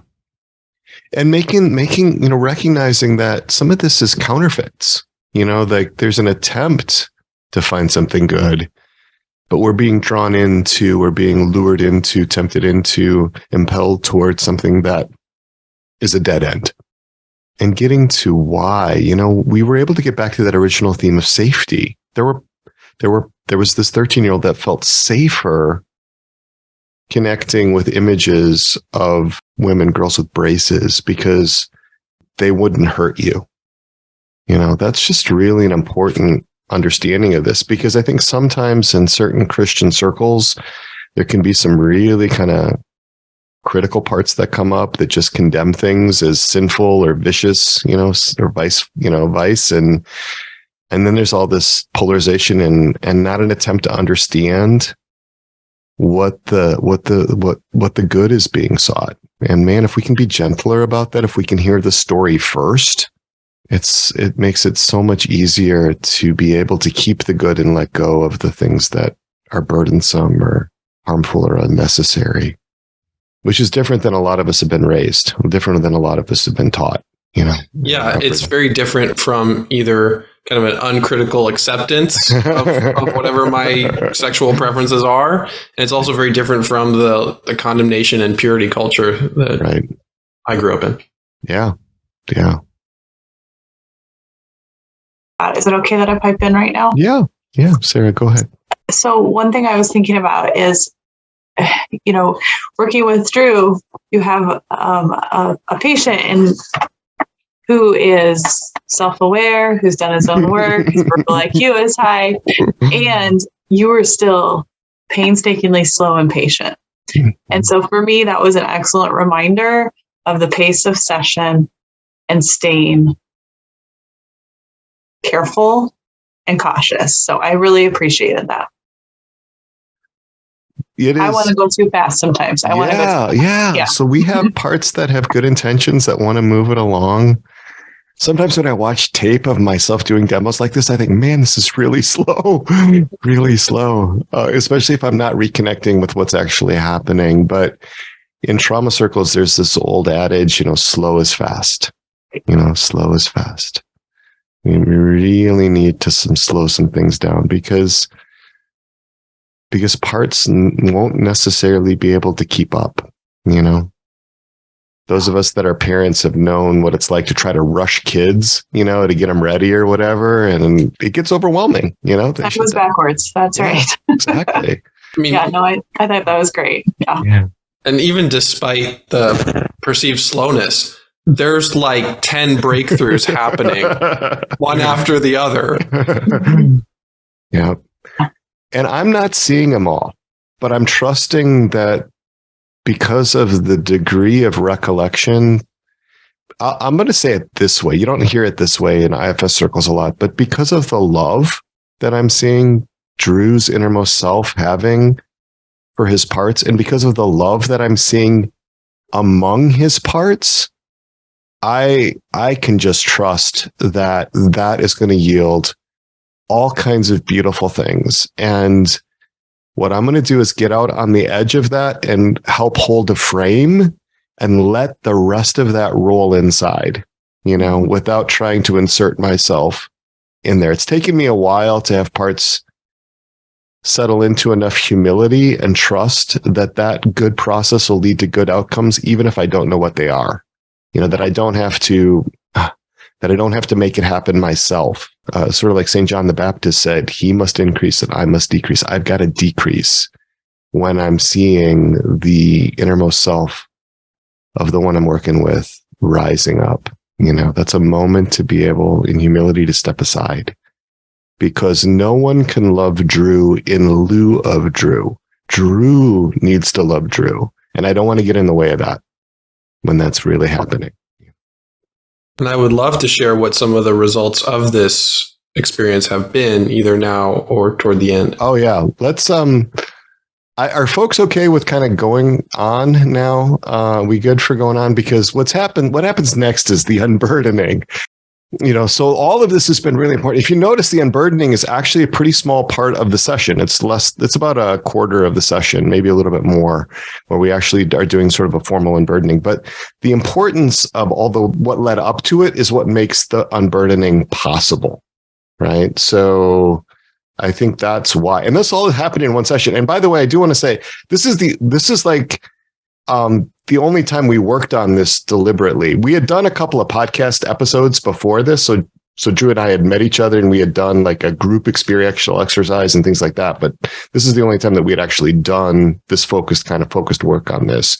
And so at this point, I'm like saying, man, Drew might be ready to unburden here. I'm going to float an idea, and just see how he responds to that. So we'll watch how that unfolds, and then we'll have a bunch of time at the end. Well, we have a lot of options here, Drew. We could do an unburdening if the part's ready and let go of the other hand. We could go to a retrieval, where we bring him back and do some updating about where he is, where you are in the present day. There's a lot of different ways this can happen. And I really sense that you and he can figure that out. Really have so much trust in your Um, just in where you are right now with him. So Yeah. I'm going with my gut. well, just ask him. Ask him. Okay. Yeah, just ask Okay. him. What do you want to do? Yeah. And if he knows, and you might need to do a little explaining if he doesn't know what retrieval or unburdening are, but Says he wants to do an unburdening with a little bit of preparation about what that involves. yeah. Now, does he want you to help him with that? Is there anything that he wants from me? But it's really about letting go. Yeah, who do you want to help you with that? He would like all hands on deck. Yeah. All right. Well, I'm right here in support of you, right? You as Drew, you as the innermost self. And just to let him know that unburdening is about letting go of anything that's not life-giving, anything that's not beautiful, anything that's not love, anything that's not true, anything that's not good for him.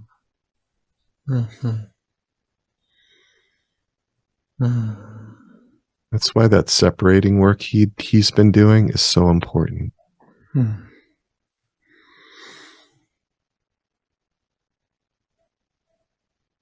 Yeah.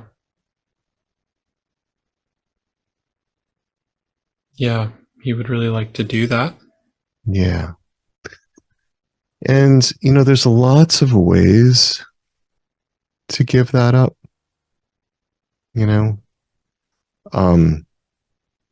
I'm wondering if he has a particular way that comes to him. I can offer him some options. You can offer him some options, but is there a way that he would like to send that away?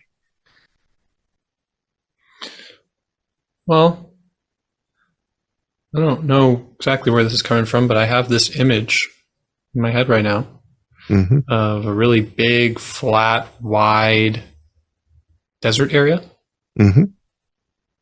where there's lots of open space. And he's got a little box with something in it. And he wants to let it fly away. All right. Is there anything that seems like would be holding him back from letting him go or letting it all go? Yeah, there's a little bit of fear. Yeah, let's pay attention to that. Okay. What might happen if it were all let go? Yeah. It seems like the fear is coming from that makeup artist from the beginning. Okay. All right. Well, we're going to slow it down. We're going to let the little part know that there's another part, let the 13-year-old part know there's another part that has some concerns, and we're going to just check in with that part. Okay. Yeah. Okay, we're going to check in with the makeup artist. Yeah. Tell me about your concerns.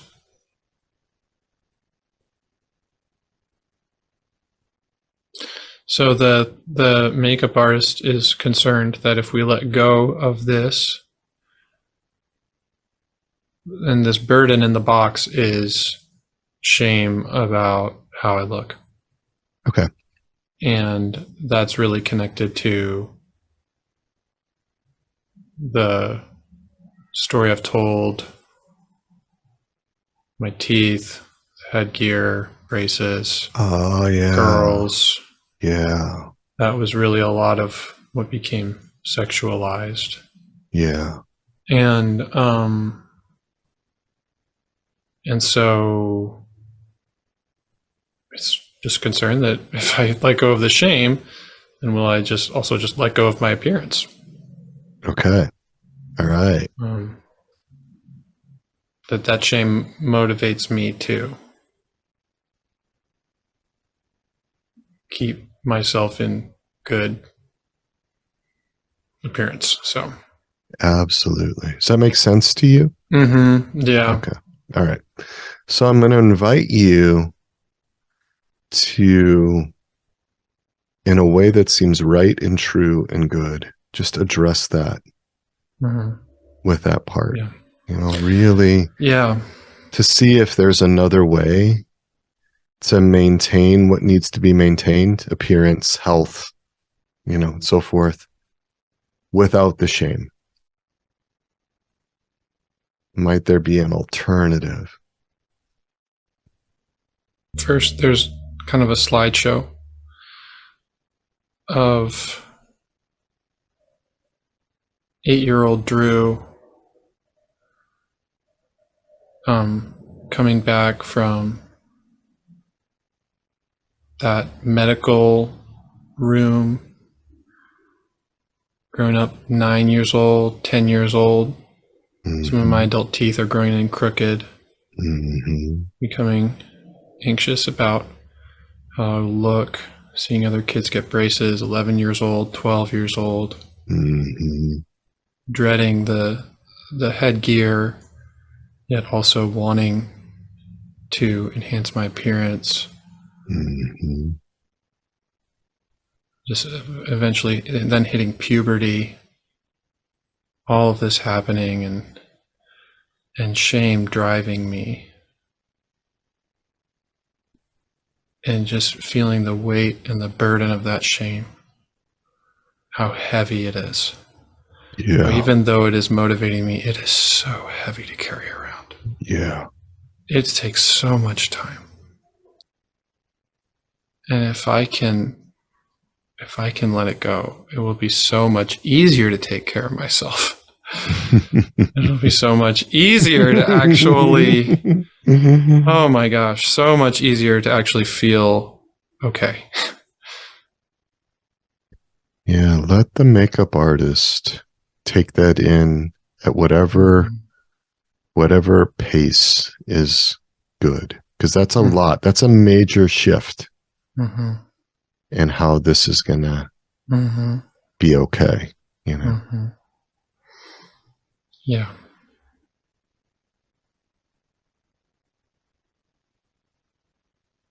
Yeah. Would you be willing to try another way to see what happens? We might let it go and bring it back. That's a possibility. We might let it go and find, wow, I feel so much better.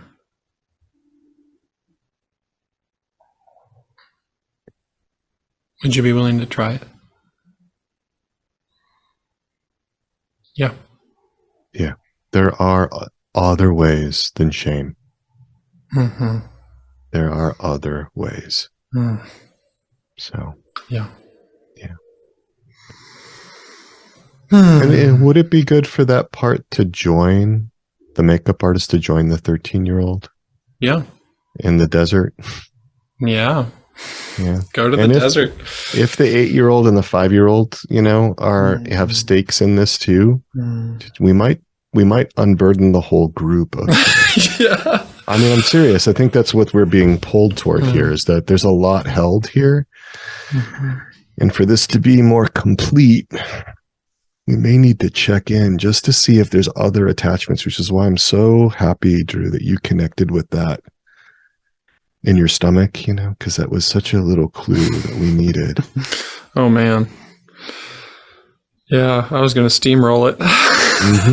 Yeah. Yeah. But instead, we slowed down.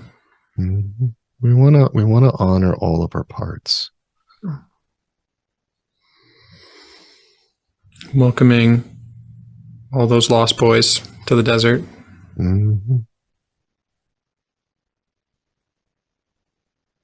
5-year-old, 18-year-old, 13-year-old. Welcoming the makeup artist and the part of my gut who is advocating for caution and kindness. Yeah. We're all coming around this box. And we open it. Yeah. And it comes out like a dove, like the Holy Spirit coming out, flying into the air. And it's like this little wounded bird is now spreading its wings. And the shame is turning into compassion. Mm-hmm. And then it circles back, comes back to the group. Mm-hmm. It's bigger than it was, yet also safe. Wow.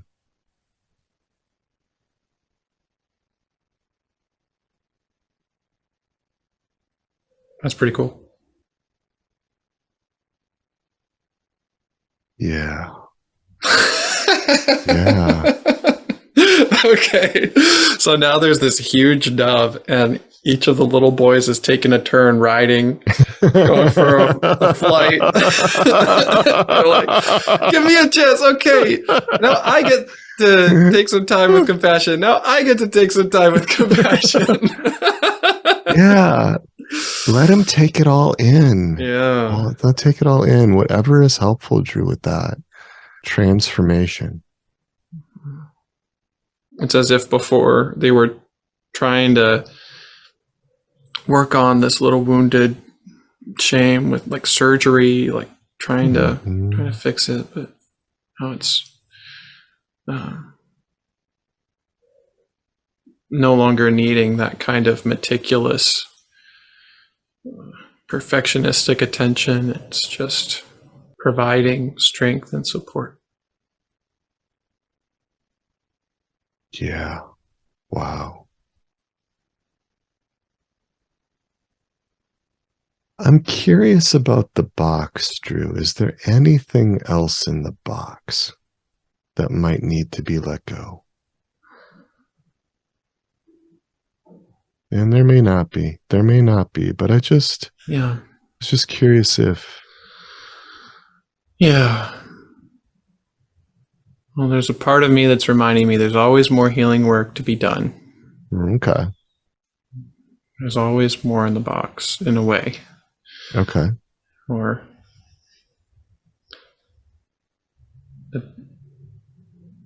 this is not some kind of arrival. And it's a beautiful adventure.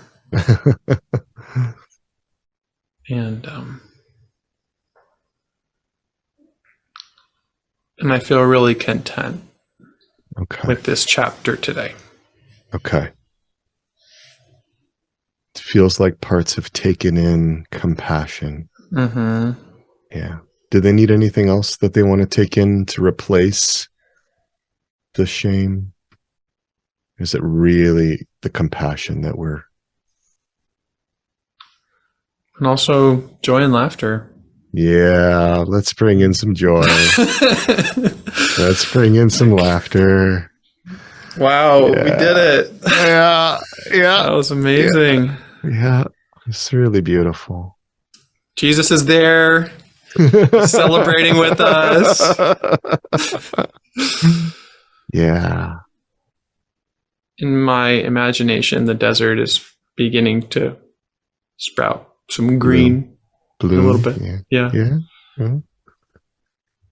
You know, and one thing we could do now or you could do later is just to check in with them again if they need any updating, if they need to know that you're now married, you have children of your own, you know, just kind of walk them through. That's something that could happen in another, you know, IFS, you know, part session or something. And yeah. And it's probably too soon for that. They may need to fly for a while, and you know, so, But just so you know that just to bring them up to speed because they may not have any idea, you know. It's the nature of those internal disconnects. So but now that integration's happened, and there's time to be able to consolidate all of that. I'm going to invite you to to really work with these parts and to connect with them, ideally twice a day, even if it's brief, over the next month. Because it usually takes about 21 to 28 days to really solidify those new neural pathways that have opened up. There's an embodied aspect of this in the brain, just to really keep those.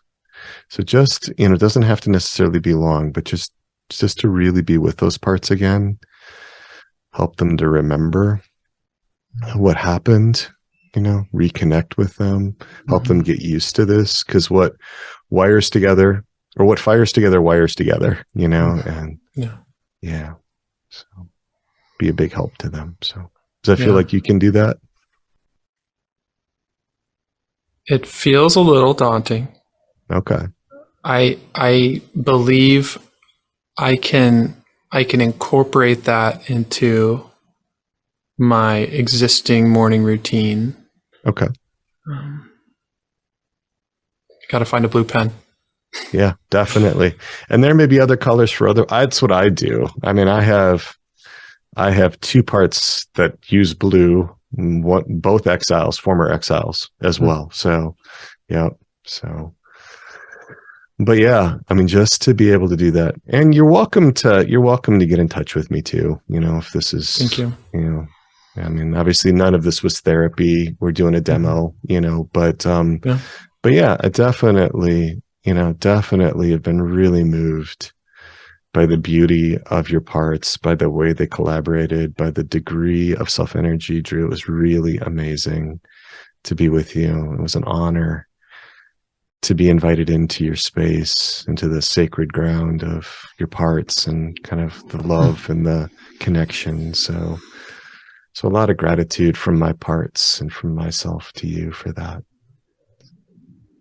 Thank you, Peter. What a wild ride. Yeah. And thank you so much for offering your gifts and skills and yourself, so that not only I can have more healing, but all the men who witness this, if we decide to publish it, will also benefit. And yeah. Well, and again, sometimes parts see what other parts are doing, I mean, it's like, whoa, because it can open up the imagination, and that's a really powerful thing. So the most important aspect of this is that you've connected with your own parts and you've loved them. The rest of it's gravy, the rest of it. I love that. But a gift, so no pressure about any of that. Certainly not from my end. So, well, again, thank you so much. Praise God for integration. Yes. Praise God for healing, and for how even our sexual parts can be loved, cherished, affirmed, empowered. That we can separate out what's real from the counterfeit. That we can let go of any burdens we've attached to our sexuality, and we can invite the Holy Spirit into this process. Yeah, seek and ye shall find. But so much of that does happen, through the self, because our Lord, the Holy Spirit, God the Father, they don't want to invade us, right? So when that comes through the self, it can be so much easier for parts to take in, right? And then when there's a secure attachment between the parts and you as Drew, it becomes easier to introduce them to God. Yeah. The 3-person site. That's so true. I really feel that, because all love ultimately comes from God, right? Whether it comes through the self or through another person or directly from the Holy Spirit or whatever, it all comes from God. So, but yeah, St. Paul says sometimes these little parts need milk. Sometimes they need it sort of translated through the self. And then it makes it easier to become more directly in contact with God. So, which is what we talked about at the very beginning, experiencing rather than just thinking. Thinking. You know? And the parts that do that too are trying to help, right? Because Yeah. so often they're terrified of God, and they're trying to get us in a position to be acceptable, But it's really hard to devote our lives to a God who merely tolerates us, Yes. But a God who loves us, where we are His beloved children. That's a whole different story. Yeah. Yeah. So good to write a new chapter of that story today. And that's why I always remind you guys, you are God's beloved son. In you, He is well pleased.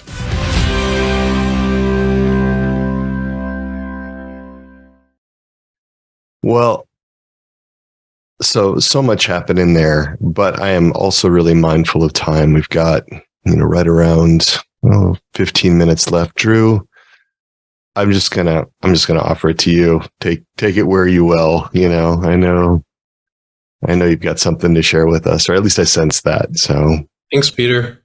I will say that I did not complete the 30 or 40 days of checking in twice a day with my parts. Looking back, I was like, wow, that's a big commitment.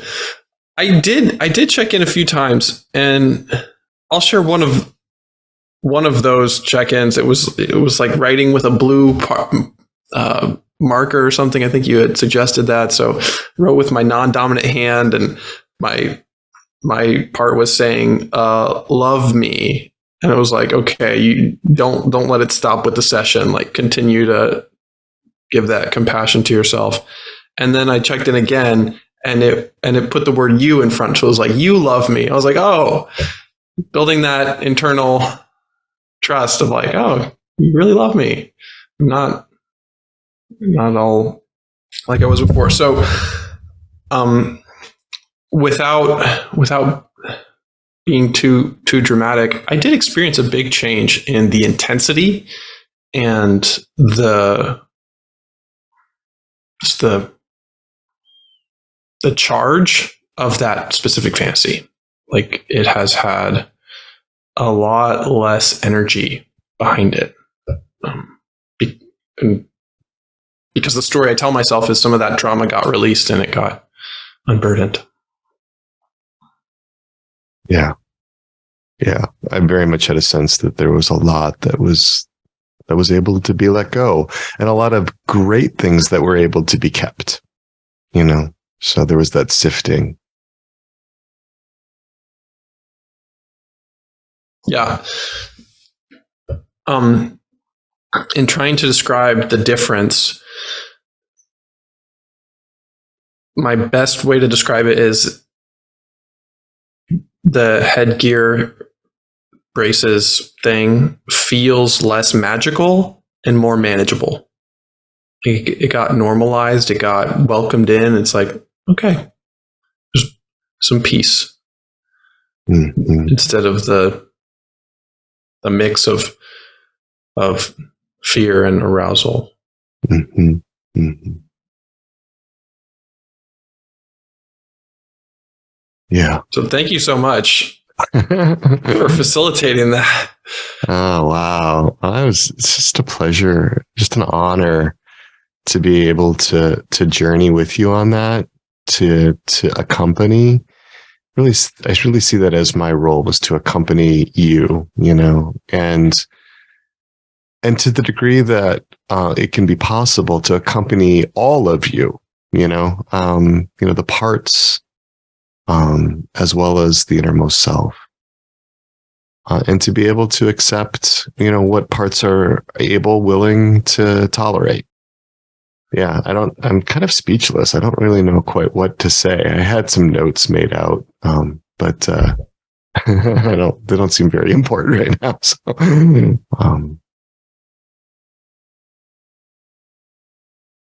the 21 days, we have a question from Brittany about the 21 days.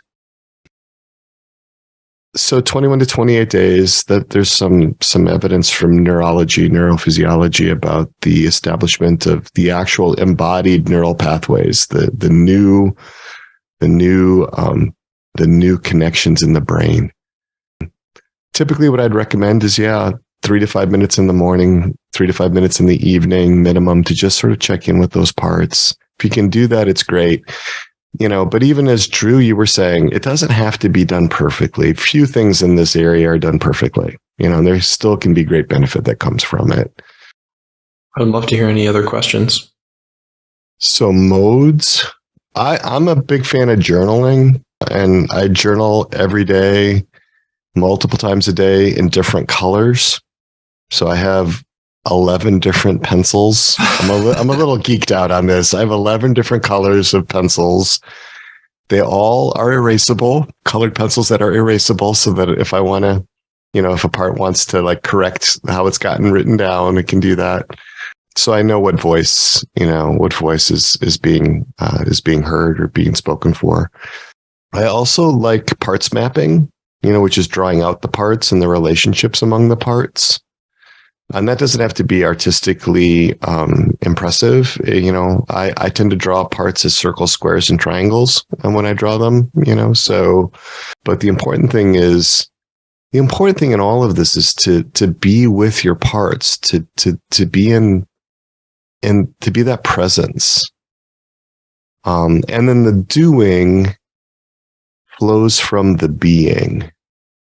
And now sometimes I've had clients that say, "Oh, you're talking like Yoda."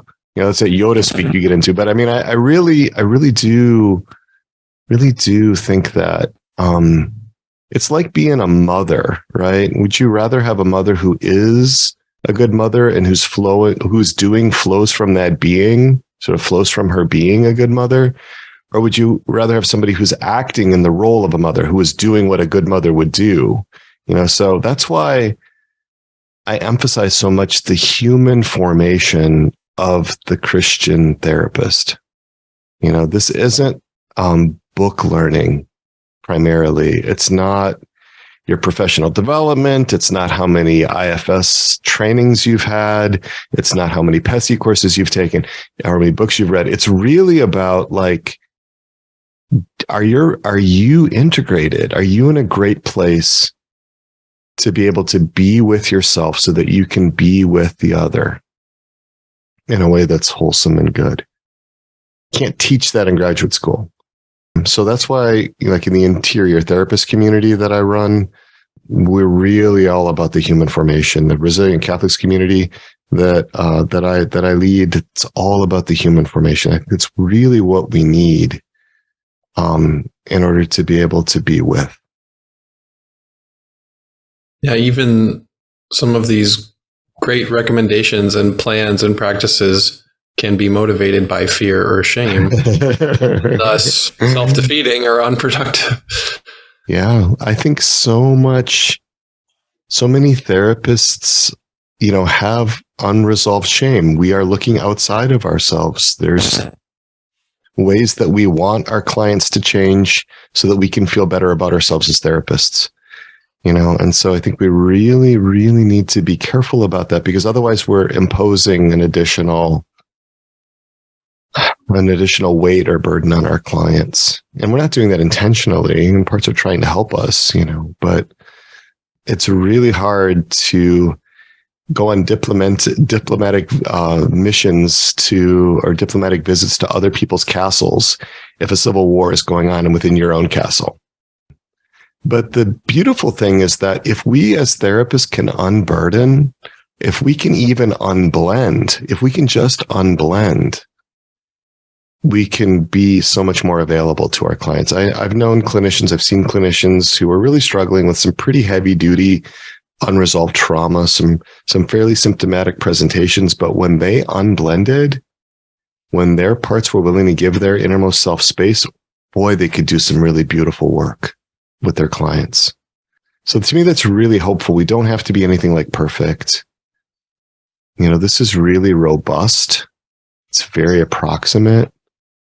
I don't feel like, I don't feel like the work we did, Drew, was like precision, laser precise types of, that's not a measure that we would use for something like that. So Can I ask you a question, Drew?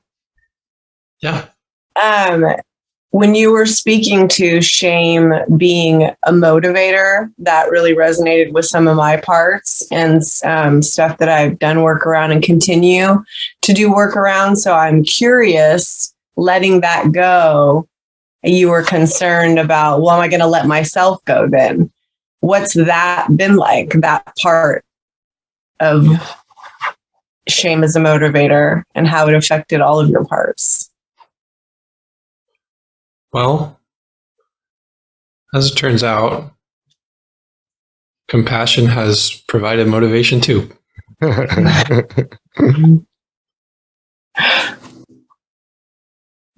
Which could be surprising, but I find that